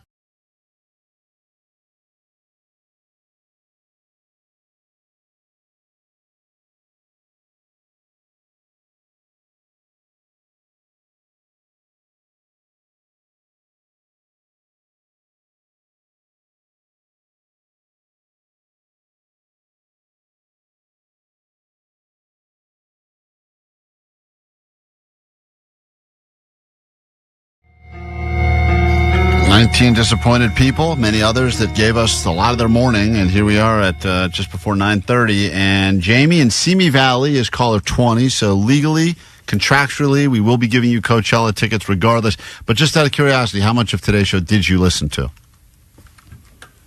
Jamie. Going once. A little bit. A little bit. Great. That's what we're looking for. Good work, guys. Those are the good old-fashioned caller. Hey, That's good Klein, stuff. That's caller 20. Good. That's why we're here. Hold on one second. Jamie. Who are you talking to? Do you know who you're talking to? The host of the show? Yeah. Okay. I'm just shocked that I'm talking to you guys. Honestly, Yeah. I just can't what are their names? I'm so starstruck by A and B. What are their names? Ali and Klein. Okay, good guy. Okay. Figure that out quickly. Thank God Google's working I this can't believe morning. it's you. I was just like, am I really talking to you guys or No, this is AI. Hold on one second, Jamie. Hang tight. No, it's in all seriousness. Thank you for calling and listening. And tomorrow, hopefully, if you want a shot at it, we got 3 people that got the opportunity to take part in the Showchella quiz.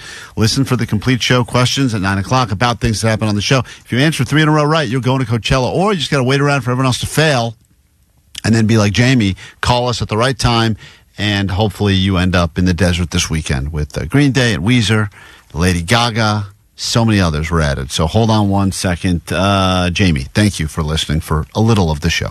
I will say I'm kind of 4 hours we're here every goddamn day. For that guy to listen to a little of the show. Yeah. Well, that's why we're here, to fill some time. What are we going to talk about Fill now? some air. I have a question because I have an anniversary coming up this week with my wife, and I did something. What year? I'm not sure, but I think My anniversary's coming up too, 16. Wow, that's you got me beat, dude. You got me beat by a bit, but it's I think it's hard to tell anymore because the way that she tells Can't tell anymore. Take the years don't move around. Like, well, we got married in 2012 ish. Okay, so it's your 13th. 2014, maybe we got married. I got to do the math on that as well. Okay. But anyway, I think it's about 10 11? to 12, maybe somewhere in that God, range. you're going to miss it by the time you figure this out. I don't even know what anniversary it is. This is what I'm writing in the card, by the way. And so I was going to plan something, and I thought it was sweet. But as I have said it out loud now, I have been greeted with it's stupid. You mean telling her about it, or you're just telling friends and Didn't stuff? tell her about it, but I wanted to get some other opinions. What's the plan? Well, I was going to... It turns out the first restaurant we ever went on a date to, which was here in L.A., is still open, which is shocking, too, because you think about the lifespan of most restaurants, and unless it's one of those classic ones that's been around forever. No, you go to like trendy places that Well, are like, a lot of restaurants, this they're new place. right, they're there and then they're gone. They're there, they're gone. So I assumed this place was gone. What kind of place is it? Sushi place. It's Olive Garden in Burbank. And it's still there, and we're still family. I was going to take her back to that TGI Fridays. There's a sushi place in West Hollywood. Anyway, the point of it is the place is still there, still open, and I'm surprised I haven't heard anything about it for a while, and I just assumed, for the most part, these places shut down. And at the time when I had taken her there on a first date, when I was trying to really impress her, it was a real hot spot. Could not get it, hard to get a reservation, had to try to pull favors, had to, just to even get in, and hope you could get like a 9:45, but they needed the table back by 10:15, one You of those really things. tried to impress, huh? Tried to, yeah. First date, sure. You got to put in the effort at least at the beginning. So I just looked at the place and I said, maybe this will be sweet. I'll bring her back to the place where we had our first date. Yeah, that's nice. Every single time is available. There's not one table that is booked at any time, which makes me think the place is probably you know those restaurants that kind of hold on for a little bit, but they're pretty much dead already. And you go in there and it feels real sad and weird. And you can tell the desperation when you walk in from the people that are there, and they're all just sitting there in a corner on their phones. Right. And they're like, oh, hi. And I wonder to myself, will she think, oh, this is like sweet because he's taking me back to the first place we had our literal first date? Or is it going to be kind of one of those things where you look around, like sometimes you go back to, call it like high school or whatever, and everything just feels kind of sad and pathetic, and you almost wish you left it in the memories because it was better? Here's what you do. You get a reservation, 6:30, wherever you want to go. They were more than accommodating to take me at any time. Okay. Do it on the earlier side just in case. When you walk in, go, surprise, I reserved the entire restaurant. Oh. Just for us. That's pretty good. And then it's like you did an extra thing. Because there has to be a twist. Right. It can't just be, hey, we're having dinner at the same place we had 13 years ago or whatever. It needs to have a twist. And if you tell her that you rented out the entire restaurant so the two of you could relive your first date. Yeah, what happens if some other couple walks in and has dinner? What do I say? I let them in? I allowed that? Oh my gosh, Timmy's here. He's our old friend. That she's never met? They were there that night too. You're just recreating the entire evening? These are all the people, all grown up. I reached out to every person that was here 14 years really ago. went all out. Except for Jimmy had a heart attack. I could only find this one couple, but here you go. But aside from that dumb idea, Allie, do you think that this, as a woman, because as a guy, or do you think she would go like? I would. For me, I would not care, and I think it would be really sweet anyway. For your wife, I don't know if that's the same because she just wants to be at a cool place. Well, I just think she would say, "Why are you bringing me to a place that's not good anymore?" Like, I think. How do you know it's not good anymore, though? What if it's the same place? It's not good anymore. I can tell. I can tell by looking at the situation. It's not good If anymore. the place is trash, dude, it ruins the entire experience. That's kind of what I would do. Something like maybe like take her there just so it shows that you remembered that place. But just mention at the end, like, this place is trash. I'm gonna take you somewhere nice. What if you did like dude, kind of like like those Hollywood tours, but for your dates. Where you like take her, here's where we went on our first date, here's where we went on a set, take her around all day to different romantic places that mean something to you. So exhausting. I would love that. You would like that? Oh, yeah. When I proposed, I did like 4 or 5 different stops, and we have always talked about on like our 10-year anniversary, recreating that entire day, stop by stop by stop. It needs to be an entire day thing. It can't be, if you're going big, you can't just be like, here, we're going out to dinner at like a now crappy sushi restaurant. Yeah, but that just has to be one small part of a bigger plan. I wanted to look like I was putting an effort, but without actually putting an effort. And in your particular case, I have to put in, that's a lot of effort. Oh, you get a lot of one of those Hollywood tour buses, and then she gets on. She would hate it. And then they have like an intercom, and they're like, have Harvey Levin in there and everything. And on your left, stop number 3 is where Klein first put it in. Do you remember last year, 2 years ago, I think I rented a limo to take us to a movie, and she wouldn't even get in the limo. She's like, I don't want that. Why are we doing this? It says a limo. Wait, what? Yeah, because it was like a Groupon that I had from a few years ago that was about to expire. Wait, why wouldn't you want that? She Limo's said awesome. She What, doesn't like attention. She doesn't like a fuss. She doesn't want. She goes, you want to be the idiots that step out of a limousine to walk into an AMC? Yeah. It is funny because here it seems like someone important's in there. No, not a limo. If someone's important, they're getting out of like an Uber Black, like an Escalade SUV. They're not getting out of like a stretch limo. That's like what is that about? Well, last time I took a limo, there were paparazzi waiting when we opened the doors, and then when we walked out, they just got sad and walked away. She was so mad when I got the limo to come because it pulls up in front of the house, and my kids thought it was so cool. And she's like, "I'm not getting in that. That's embarrassing." And I said, "Well, I paid. I paid for this thing." And she goes, "Please tell the person to leave." So I went in the limo. This is the saddest thing of my life. I had to go in the limo, I got in the back door by myself. I loaded up on all the snacks that were there that I had prepaid for. And those tiny little water bottles? And I took them all, and I said, you can leave now. And I sent her on her way. I brought the little snacks inside the house. 818 said you should go scout the place before and make a reservation and see if it's creepy vibes or not. 949 suggested you just go in for a drink only, and if it sucks, then you leave. Oh. 323, the restaurant is like Klein's relationship. It was 4 stars, but now it's hard to tolerate. You know what? It's actually very fitting. This is our relationship now. Yeah. Remember when this was full of life and energy and sexy and celebrity? And now it's just empty. Now it's just a guy mopping. The smell of formaldehyde. We are Klein Alley Show. This is KROQ. Thanks for the advice. Really helpful.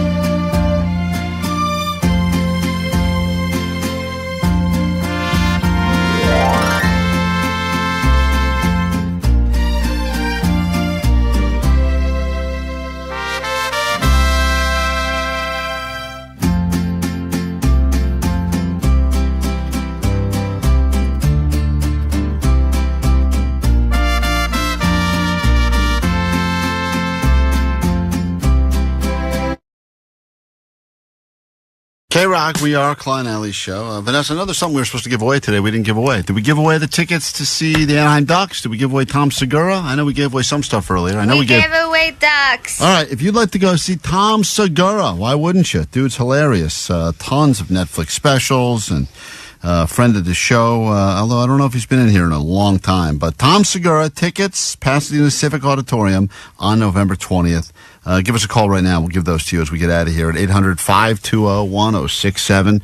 Lots of stuff we didn't get to today that we'll have to push to tomorrow, including Old People Secrets and some of the other stuff. Of course, we'll have more Coachella tickets. I recommend you listen to the show starting bright and early at 6 a.m. for the live show so that you can call in at 9 tomorrow, be a part of the Showchella quiz, and win your way to the desert for Green Day, Weezer, and so many others as Coachella 2025 is taking over starting this weekend. All right, Allie, what do we got for takeaways on the text line? 626, my takeaway is Postmaster Johnny loves his meats and his LeBron. Loves meats and LeBron. I understand why. Doesn't love boobs, though. He doesn't love boobs as much as you think he would. That's true. He said they're okay, but not that important. 310, my takeaway is Vanessa wants a boyfriend who will polish her chest. Yeah, this guy, that AI dating. If you missed it earlier in the show, Vanessa went on her very first AI date, and it was a emotional roller coaster of ups and downs, and here's some of it. Learning how to crochet. I like to color. But basically, that's it. Crochet sounds relaxing and fun. Coloring, too. Great ways to unwind. What are you, 4? So anyway. Great ways to unwind, little girl. It's a nice little chat there. If you missed it, it's available to check out in the podcast, and we'll probably put clips of that up on YouTube as well, where you can watch us every single morning. 805, my takeaway is put it in, master. 503, my takeaway is a couple pina coladas and you forget all about the diarrhea. You sure do. And 213, my takeaway is get them while they're Vanessa. Am I right? Got to get them while they're Vanessa. Everyone says it. All right, what's your takeaway, Jake the Nerd? Mr. T doesn't have any time for that glimmer glamour. That's right. Mr. T has no time for the glimmer glamour. Well said, Jake. I have no time for the jibber jabber. Omar, takeaway? My takeaway is that Allie rocks. That's Allie's impression of every college band. And boy, is it spot on. I'm glad. Let me say hi to someone calling us from Anaheim now. Let's go ahead and make one more winner on the way out the door. Hello, who's this? It's Chantal from Anaheim. Chantal, Anaheim. Good news. You're going to go see Tom Segura at the Pasadena Civic Auditorium on November 20th. Enjoy, okay? Oh, no way. Okay, cool. Thank you so much. Thank you for starting your day with us at K-Rock. More chances to win. Remember, Nicole Alvarez will be on next 40 Minutes Nonstop K-Rock. And then after Nicole, another chance for Coachella tickets with Kevin Ryder. He's back on K-Rock, the great Kevin Ryder. He's been your friend for a long-ass time. We're thrilled to have him back in the building. And you'll hear him starting at 3 o'clock right here on K-Rock. All right, you want to drop your pen as we end today's show, Jake? Yep. There it goes. There's the hit pen the drop. microphone. That they feel that they feel that KROQ. Klein Alley Show. The world famous KROQ. Klein Alley Show. What's